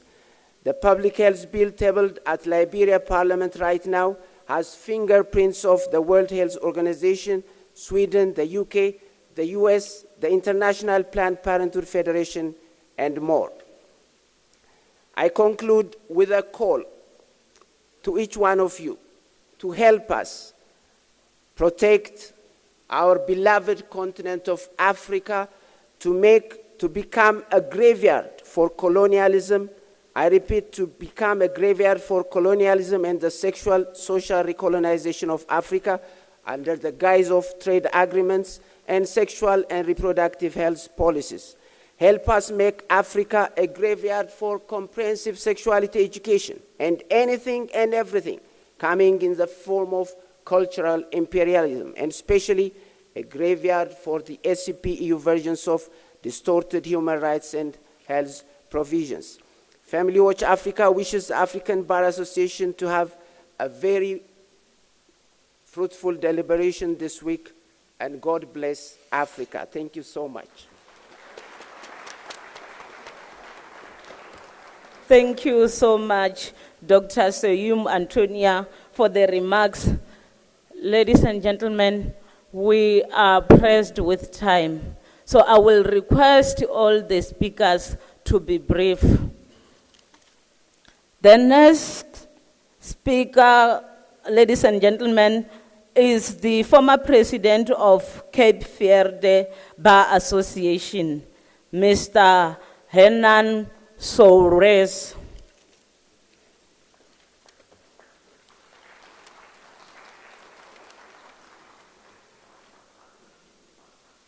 Mr. Soares, you have only 2 minutes. I will be short. Thank you. All protocol observed. First of all, I want to thank the president of the AFBA, Mr. Hannibal Waifo, for the invitation and to be part of this magnificent event. My dear and esteemed colleagues, brothers and sisters, I'm from Cabo Verde. We speak Portuguese. Then you have to understand my English. Probably we can make some errors, but I hope you understand my message.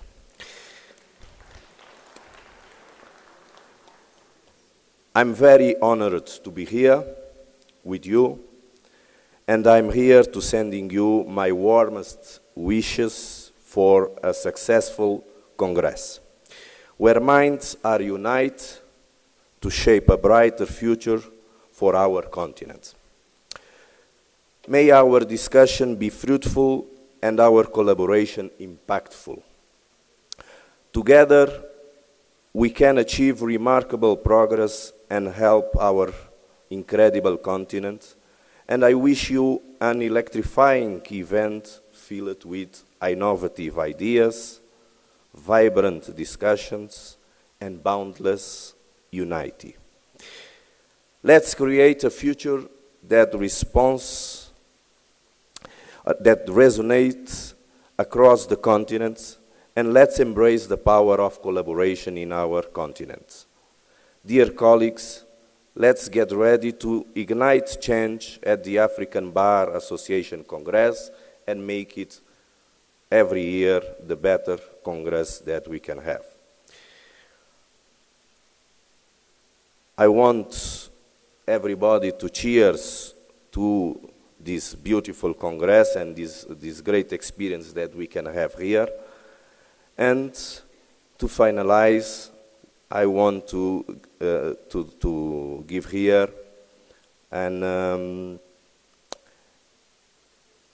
best regards from the Cape Verde Bar Association. We expect you next year with our Morabeza if the AFBA choose the Cape Verdean Bar Association to be the co-hoster. Thank you.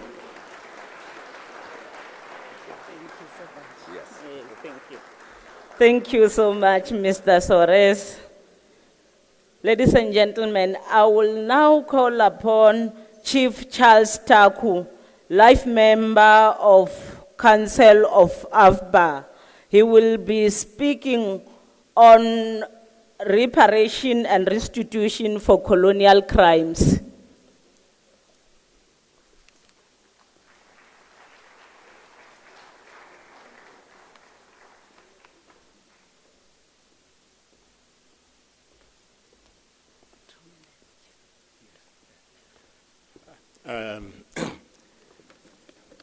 As the Honorable Josh Billet will attest, over the last 25 years, I worked in the international court system.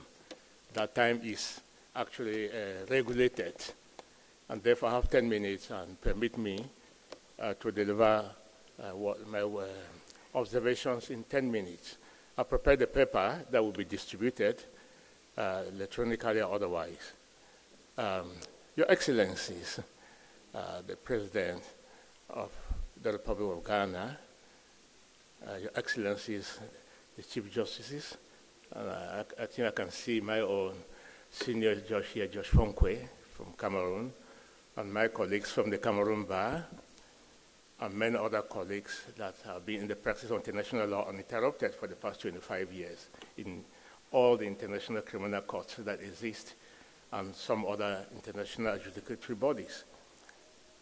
Now, I will make a brief introduction, and I will end again by reminding you about the message of the African Bar with regard to this issue that was delivered through Chief M.O.K. Abiola on the 18th of March, 1991 in Abuja.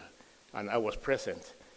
I was a young lawyer then, just about 4 or 5 years in practice. Well, luckily, I won the elections into the executive of the council. But permit me to start with a letter I received from the Lord Mayor of Brunswick. Those who know Brunswick in Germany is one of the most important towns in the world, because that's where Adolf Hitler started. But there we have a progressive Lord Mayor now, who happens to be one of our colleagues. And this is what he wrote to me. The loss of the Bama objects, that's my own tribe, my ethnic origin, took place against a violent colonial background. The suffering you describe is almost impossible to capture in words. I deeply regret the crimes that were done to your people. I'm very pleased that we can now reflect together in dialogue on the misdeeds of the colonial period that were so painful for your people, and that we can also talk about possible restitution claims. I thank you for your willingness to engage in this dialogue. On the 27th of June, I was in Berlin to attend an international conference on this issue, organized by Human Rights Watch, European Center for Constitutional and Human Rights, and Open Society. And I reminded the question I asked to the director of the Ethnological Museum in Germany, in Berlin. I said, Mr. Director, you show a lot of respect for me. The same respect European leadership for African leaders. But right there in the next room, we have the symbols of our identity, the conscience of African civilization, the heartbeat of our own very existence. And you portray them as prizes of war, of conquest. And you sit on the table, we also say, you're talking diplomacy, problems of the world. How can you define that? He had no answer, waiting for the answer. Now, despite this letter that the Lord Mayor wrote to me, and I have many of such other letters, because the fight has been going on for years, I wish to remind you that the Permanent Court of International Justice, in the Chizol factory case, held that it is a principle of international law that the breach of engagement involves an obligation to make a reparation in an adequate form. In 1899, when the German and European colonialism was taking root, the looting and the killing, the raping, and the commission of international crimes and violation on the African continent, that's when we were laying the very basis for international law and protection in Europe through the Hague Conventions, Article 3, that protects cultural property, the cultural heritage, all peoples in the world. If they say all, if they only say states, they will say that, well, we're not subject to international law, but they say all peoples, and therefore we're people. But that's when these crimes were perpetrated, and their museums is giving them millions and millions of money, some of which they ply back to criminal gangs in Africa to finance the wars that are killing our people every day. Now, make no mistake, the African bar realized the harm caused. The fact that Africa happens to be the only race where we visualize God, we construe God in the image of others, whereas even the Holy Bible itself says that God created people in his image. In other words, these are cultural arts, cultural heritage in European museums. They say, oh, we have no language, we cannot communicate. But they communicate. They have spiritual value. If you interpret the art, it will tell you what it is. But generations and generations unborn can no longer, they have nothing to rely on. Back in the continent, they've taken the land. There, we'll go there and they glorify them with this art. That's why African Bar, through Chief Abiola, invited Chief Abiola, and I was present, had the following message that we must not forget so soon. Chief Abiola, that was on the 18th of March, 1991, in Sheraton, Abuja, said this. The title was Social Justice and the New World Order. He exposed the unbalanced case of reparation justice by the West. Chief Abiola submitted. If we submit, if we accept, and men and women of goodwill must, that Iraq should be punished and made to pay reparation for plundering Kuwait for 6 months, how can it be honestly said that Africa should not be compensated after being plundered for 6 centuries? If we cannot express concretely this expanded idea of equality before the law of individuals as well as state, nations and continent, I regret to say, but it must be said that the law is an ass.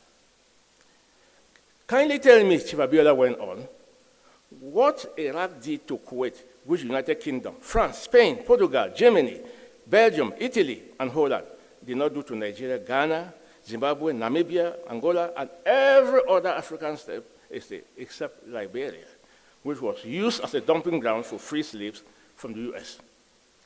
The Iraqis committed terrible crimes against the Kuwait people during 6 months of brutal occupation. Tell us a single thing that Iraq did to Kuwait that our colonial master did not do to us for 6 centuries and continue to do so. Palaces were destroyed and looted in Kuwait. So were they in Benin, Sokoto, in the Medellin, Timbuktu, Agares, and thousands of other African cities. Now, I do not think I should go so far because of the question of time.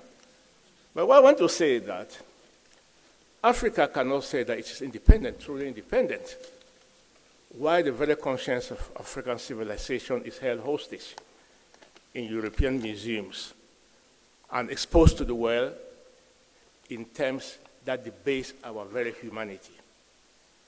In other words, permit me, and I must say, Africa at this stage of independence, as she call it, the new colonial states of Africa.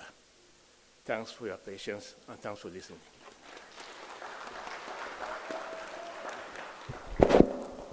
Thank you so much, Chief Charles Taku, life member of the Council of AFBA and former president of the International Criminal Court Bar Association.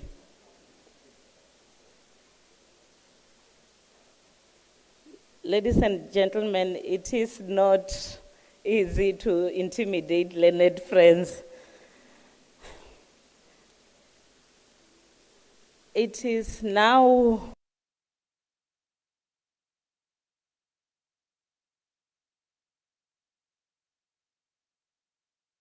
to welcome on stage the Minister of Justice and Correctional Services of the Republic of South Africa, Honorable Ronald Lamola.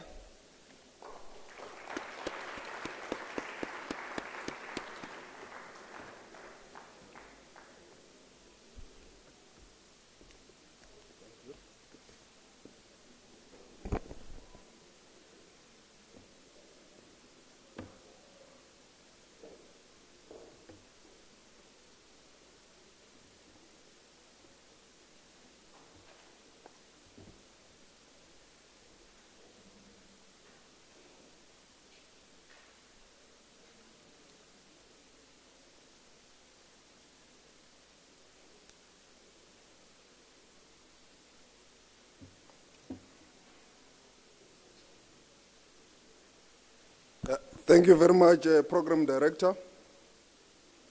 The President of the Republic of Ghana, Nana Addo Dankwa Akufo-Addo, I welcome you to the Republic of South Africa on behalf of the President of the Republic of South Africa.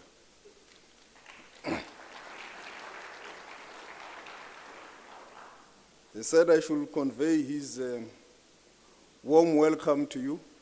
I know it's cold, but the warmth comes from the heart. He could not be here with you today due to other pressing commitment. Professor Puleng Lekambula, the Principal and Vice Chancellor of the University of South Africa, once more, congratulations to this University of South Africa for the celebration of 150 years of academic excellence. The Chief Justice of the Republic of South Africa, Chief Justice Raymond Zondo, I'm not going to call him by his social media name. The former Chief Justice Mukweng, who has also joined us, all the Chief Justices from the various parts of the continent. I also welcome you to the Republic of South Africa on behalf of the government of South Africa, all the members of the African Bar Association, the local bars, and all members of the legal profession who are here, members of the diplomatic corps, and all the guests who are here, also the students of the University of South Africa, and the whole community of the University of South Africa. I can see your colleagues, Chief Justice, they are surprised. What is this name? Maybe I should reveal the secrets of South Africa. The Chief Justice here, social media call him Barry White.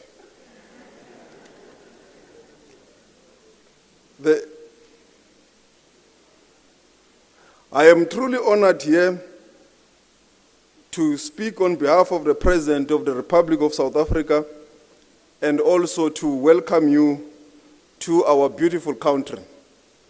The Vice Chancellor of the University of South Africa has already told you that this is indeed a beautiful country with beautiful scenes and also many sites where you can visit. Not far from here, a stone throw away, is the Freedom Park and many other places that you may want to see. This month in South Africa is a Women's Month. In the Union Buildings in 1956 saw a significant event that shaped history. On the 9th day of that month, more than 20,000 women marched to the Union Buildings with a petition against the passing of laws in the country that were discriminatory against, in particular, black women and the majority of the population. Today we celebrate the strength of these women, and we believe that it should inspire us to end patriarchy in any society in the African continent. As I speak to you today about building a thriving African legal profession within the African Free Trade Continental Agreement context, this should also integrate the role of women in the legal profession and also in the economy of our continent. As survivors of colonialism and the legal system that often enslaved our people, our relationship with the legal profession is a complex one. The memories of past injustices and indignation are still fresh in our mind, and they were all cemented through laws. It means that they can all be untangled and be undone through laws. We are now fortunate that we are now the government of the day, which must shape and change the continent of Africa. Through these laws and through yourself and your hands and your sharp legal minds, we can be able to undo these past imbalances and also be able to decolonize the African continent. It is now in our hands.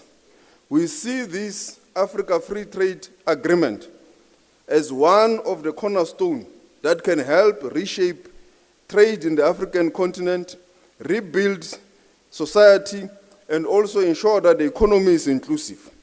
It's able to benefit all African people.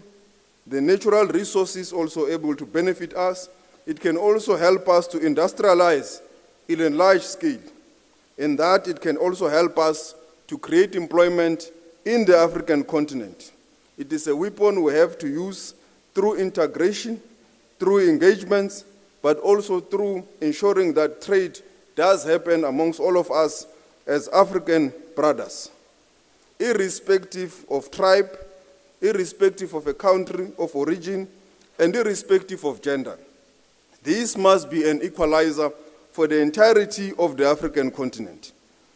This should be a socio-economic game changer.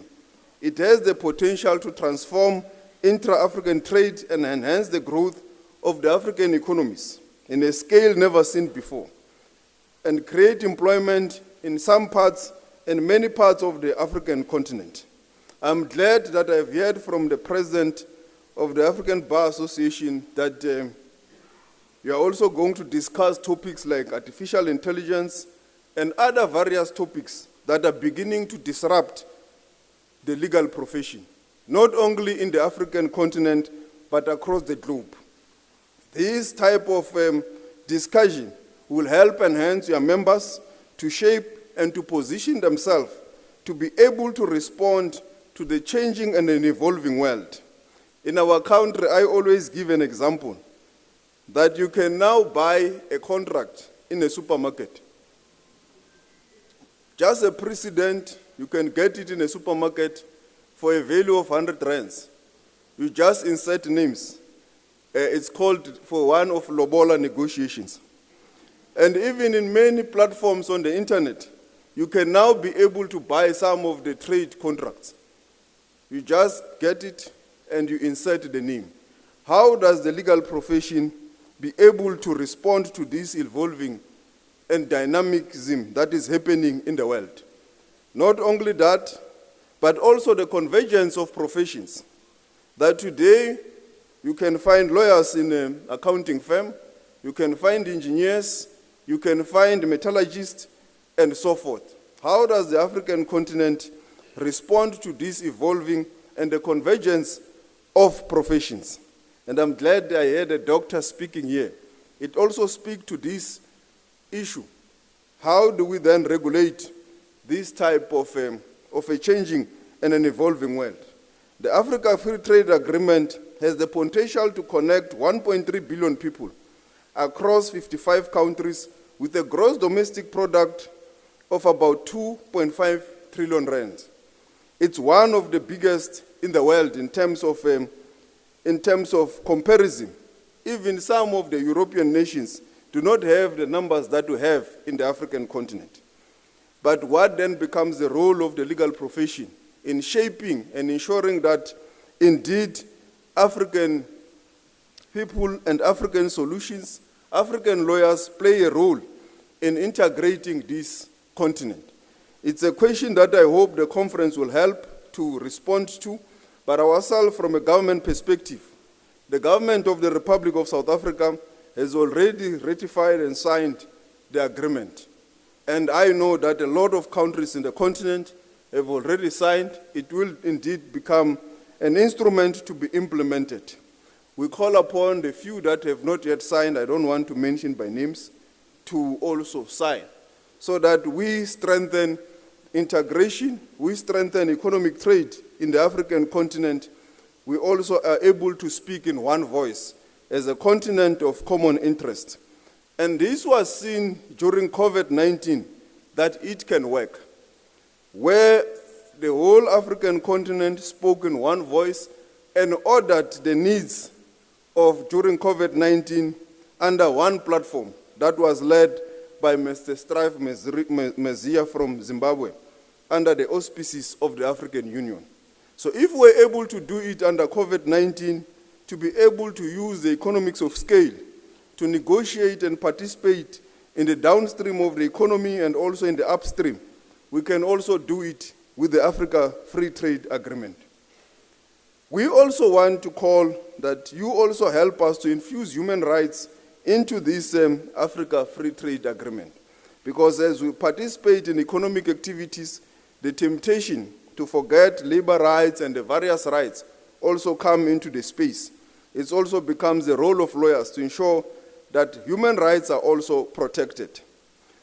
I also want to speak a bit out on the issue related to the 2014, the Malabo Protocol, and call on many of our African states and brothers to also ratify them so that we can continue to have our African solutions to deal with our African challenges related to our own injustices happening in the continent.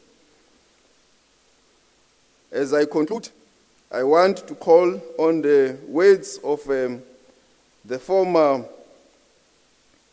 President of Ghana, because you are here, Mr. President. I hope this will also invoke a lot of spirit amongst all of us. He said, Dr. Kwame Nkrumah, at the second OAU Convention of the Heads of States, and I quote, "I have spoken at some length, Your Excellencies, because it is necessary for us all to explain, not only one another present here, but also to our people who have entrusted to us the fate and the destiny of Africa. We must therefore not leave this place until we have set up effective machinery for achieving African unity. I close quote by saying that all this will only be achieved if we all respect and stick to the rule of law. And in that regard, I conclude by also acknowledging our current acting public protector, Ms. Kolega Galega, who is also in our midst. Thank you very much, Program Director.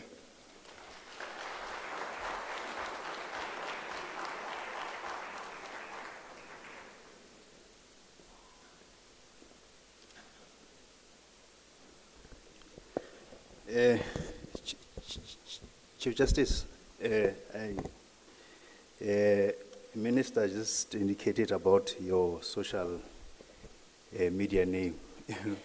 I also just want to tell you just one of the beautiful stories about a couple of months ago. You know, when you generally meet colleagues in a ministry, of course, there will always be interagers, bodyguards, and the like. So I happened to be in the province of the Free State.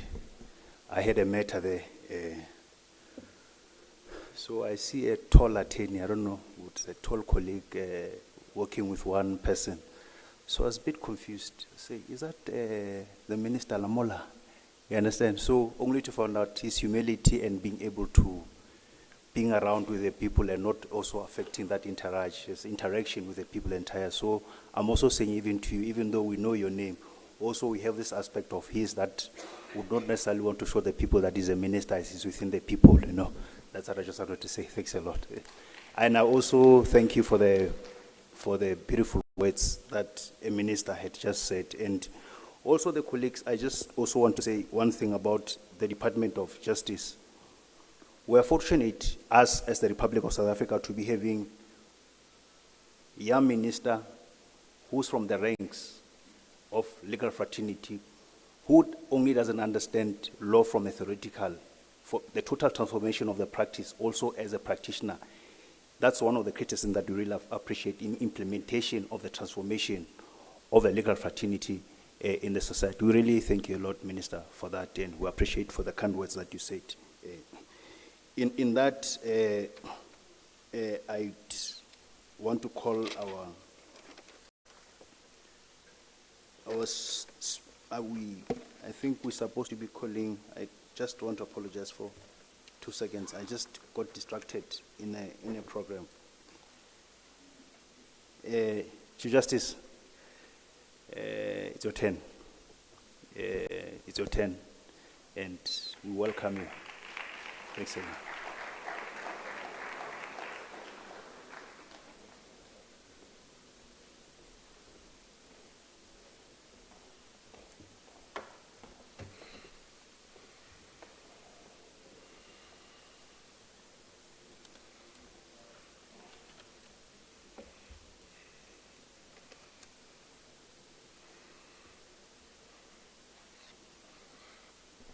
Thank you, Program Director.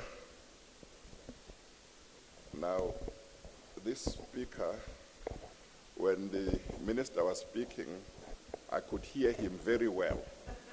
But all the other speakers before, it was difficult to hear everything. I think maybe it should not be too close.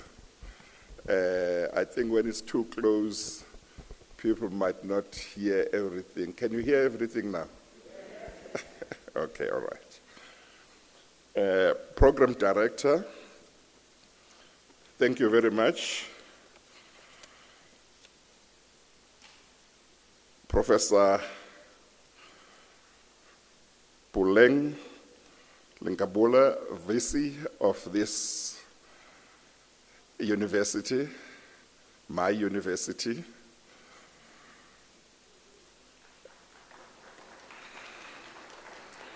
His Excellency President Dr. Nana Akufo-Addo, President of the Republic of Ghana, President of the African Bar Association,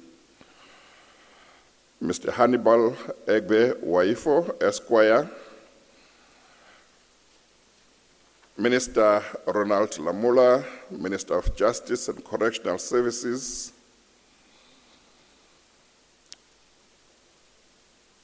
Chief Justice of Sierra Leone, Chief Justice of Malawi, and if I'm missing out another Chief Justice, please forgive me. Former Chief Justice of the Republic of South Africa, Justice Mogoeng and his beautiful wife, members of the diplomatic corps, honorable justices present,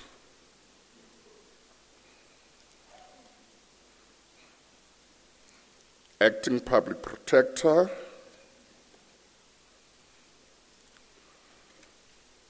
distinguished guests, ladies and gentlemen.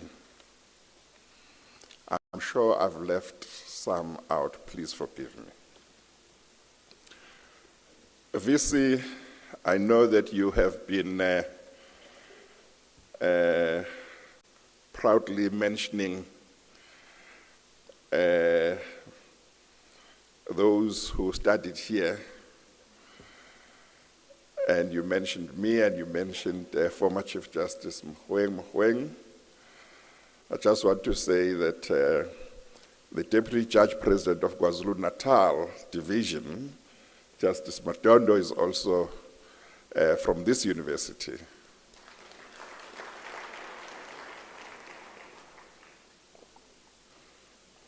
But I also want you to know, in case you don't, that former Chief Justice Pius Langa was also from this university.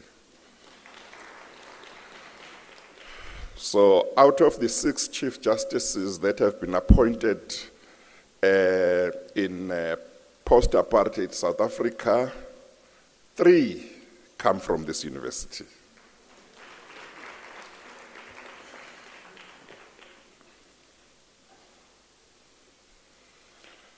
I wish to begin by expressing my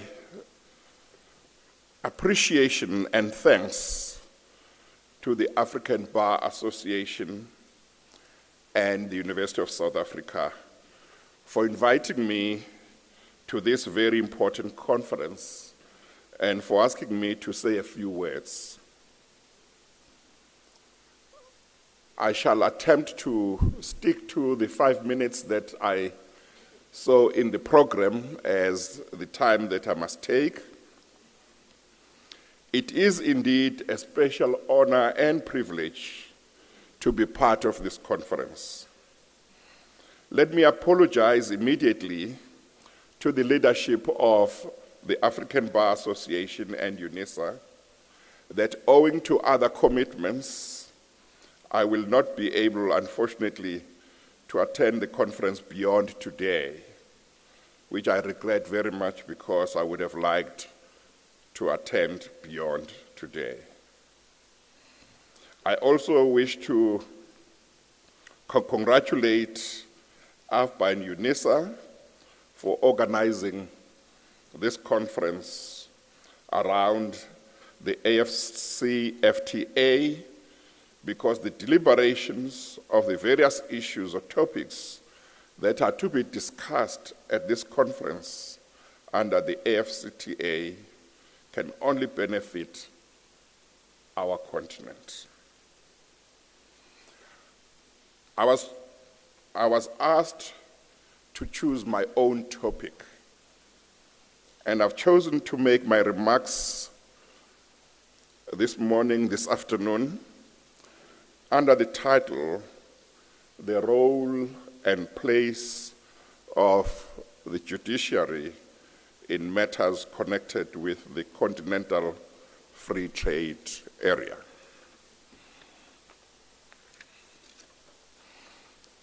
I've done so because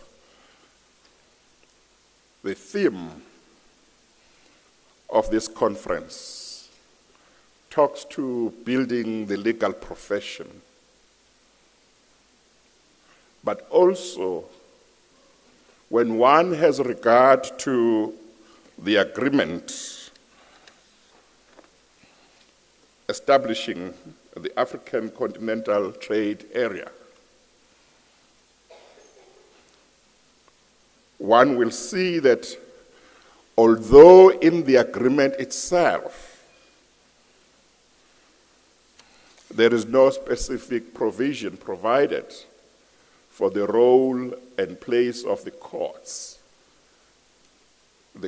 nevertheless will deal with certain types of disputes. And I thought that it might be important to examine the role and place of the judiciary in that context.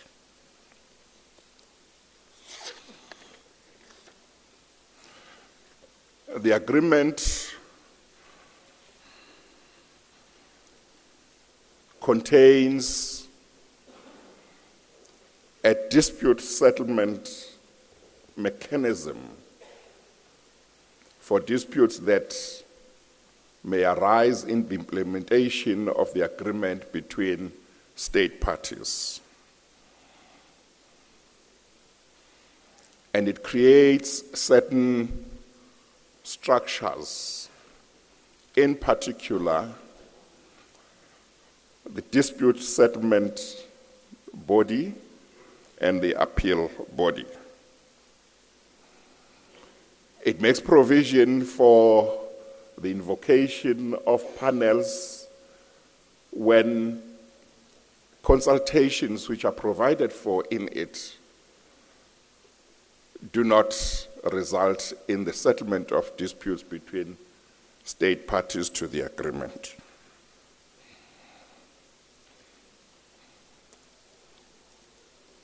And it allows state parties to be the ones who would choose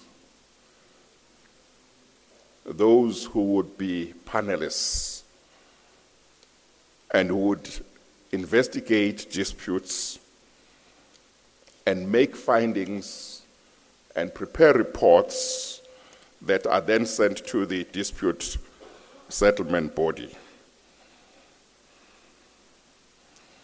But also it allows parties, if they so choose, to go straight to arbitration. But when one has regard to the agreement, one can see that the preferred method of resolving disputes between the state parties is negotiation and consultation. Arbitration is not the preferred method. Parties go to arbitration because of particular circumstances surrounding the dispute. They think that it is better to skip consultation and negotiations.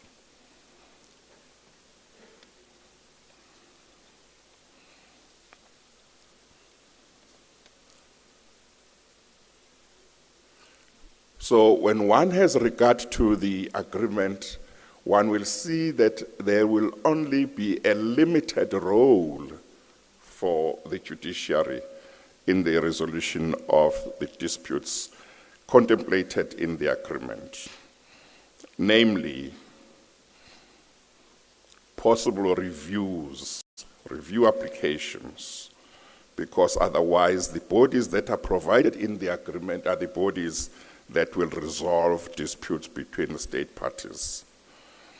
Where the courts and the judiciaries will have a role to play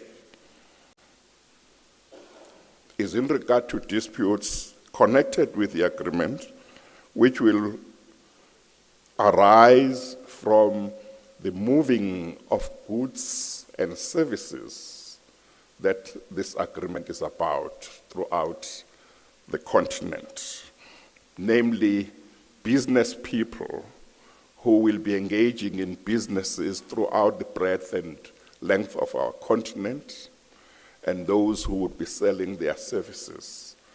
It is when those disputes arise that the courts and the judiciaries will get involved.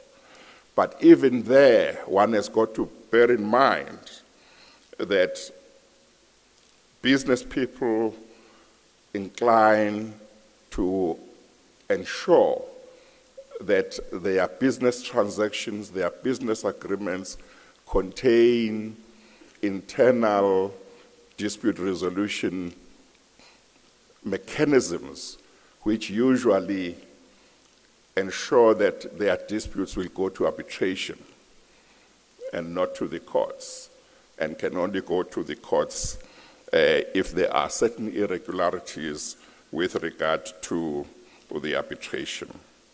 But definitely there would still be some role for the courts.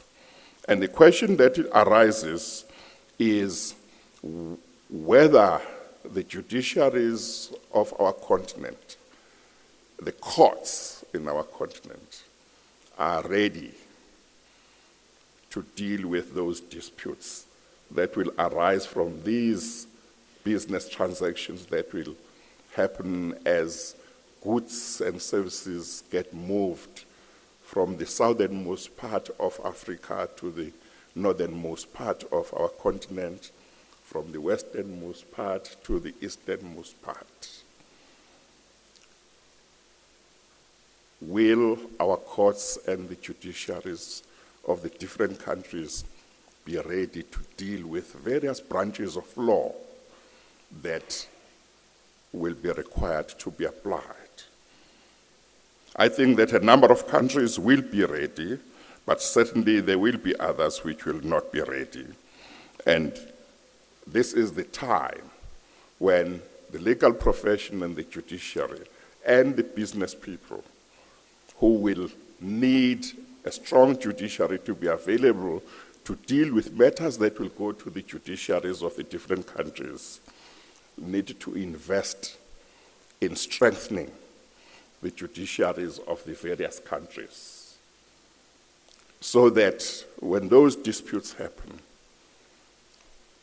they can rest assured that they will be dealt with by judiciaries that are knowledgeable on the branches of law involved, have got the experience, and have integrity.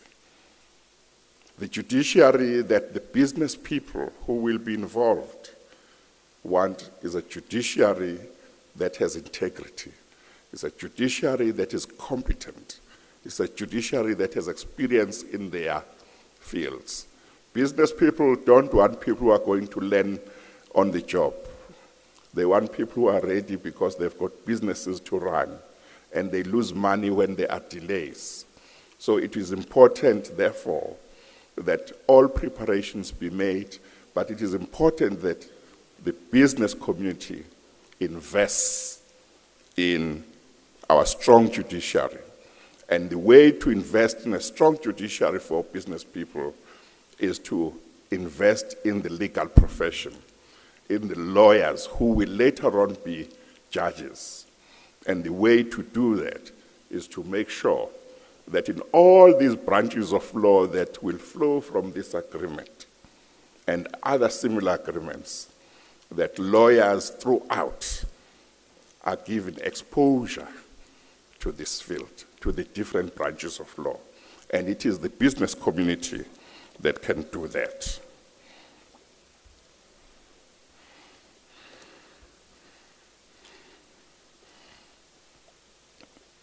When the courts deal with some of these disputes, the business communities throughout our continent will expect that the courts will ensure that these disputes are dealt with expeditiously, in a fair manner, and in a cost-effective manner. Expeditiously, in a fair manner, and cost-effectively. That's very important to business people. And therefore, we have got to look at our own systems as the judiciaries of the various countries and ask the question, are we going to be up to the challenge to make sure that our systems will ensure that the business community gets disputes resolved expeditiously, fairly, and in a cost-effective manner.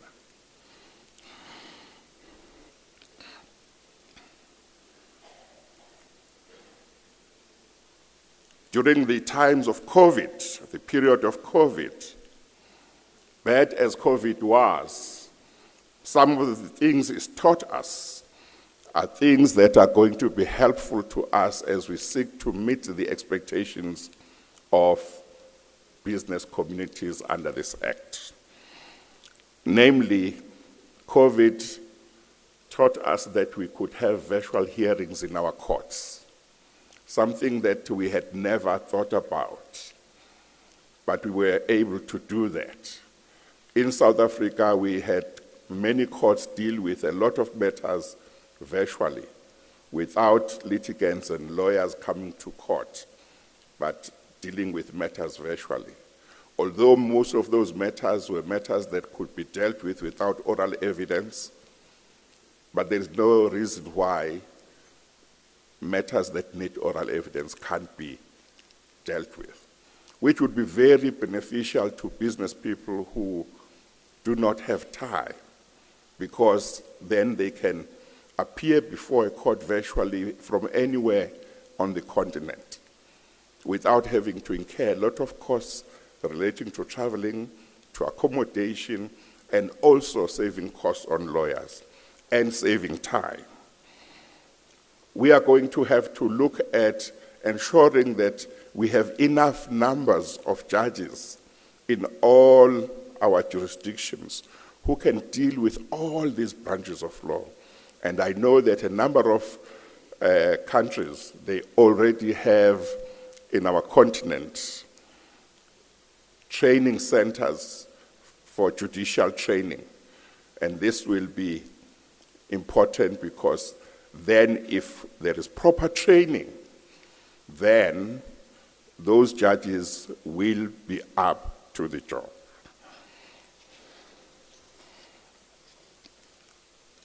But more than anything, what will be very important for the judiciaries of our countries throughout the continent will be to ensure that there is a rule of law and independence of the judiciary.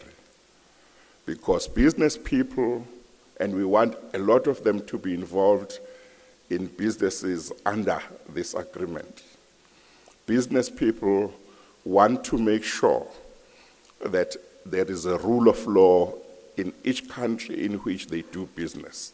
They want to make sure that there are judges who are independent, so that when they have disputes, even with governments of those countries, they know that the judiciary can deal with disputes independently. Because if they don't have that, and they believe that the judges or the judiciary will always give judgments in terms of governments, then they will not bring the business, and that business is very important.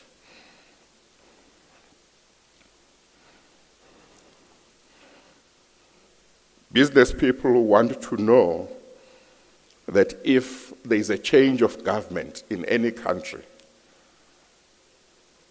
the judiciary will remain strong and deal with all matters independently of what the government might want and of what the government might wish to happen. And the judiciary must ensure that it upholds the rule of law. In our country, we are fortunate because we have a judiciary that has upheld the rule of law throughout our democracy. Through difficult times, it has stood firm when called upon to uphold the rule of law. We have a judiciary which is independent and makes decisions even when there is a lot of pressure to make decisions a certain way, but it makes decisions in accordance with the oath of office that the judges take. And from all signs that I see as Chief Justice, that is not about to change. I think you might be the most unpopular person, but when you come before our courts, you will be treated fairly, and you will be treated, your case will be dealt with in accordance with the Constitution and the law, and will be decided according to the evidence. Of course, there will be some who don't agree, but that simply is the position, and most reasonable people who observe the judiciary of this country know that that is the position. Now, that is very important to business people, and I believe that all our judiciaries should try and make sure that that doesn't change. There is an upholding of the rule of law, there is independence of the judiciary, because that is the guarantee that business people want to have in order to put their businesses in our countries. So I think that, therefore, we have a big job in our countries, different countries, in preparation for a lot of work in many years to come under this agreement, where the judiciary must be ready to play its role in order to support the idea of this agreement, where a lot of trade is sought to be encouraged within and among ourselves as countries on this continent. Let us all go out there and work to make sure that our judiciaries will be such that they will support the very idea and the principles of the rule of law and independence of the judiciary, which are important for this agreement to succeed. Thank you very much.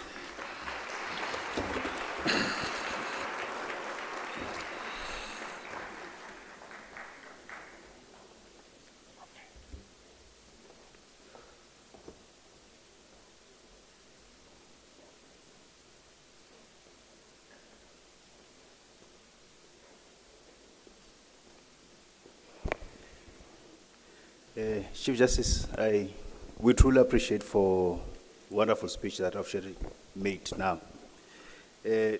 About a week ago, I had a matter here in Pretoria, a provincial division. So I'm reminded. So one of our colleagues was like, "Hey, we wish, unlike in the Constitutional Court where you have that 10 minutes where you're not interjected." So a colleague of mine was like, "Hey, I wish we had a time like that in the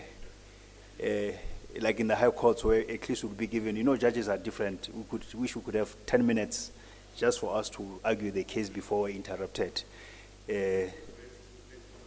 We've raised it for 30 minutes. Thanks a lot for the wonderful words, that encouragement. Now, we now have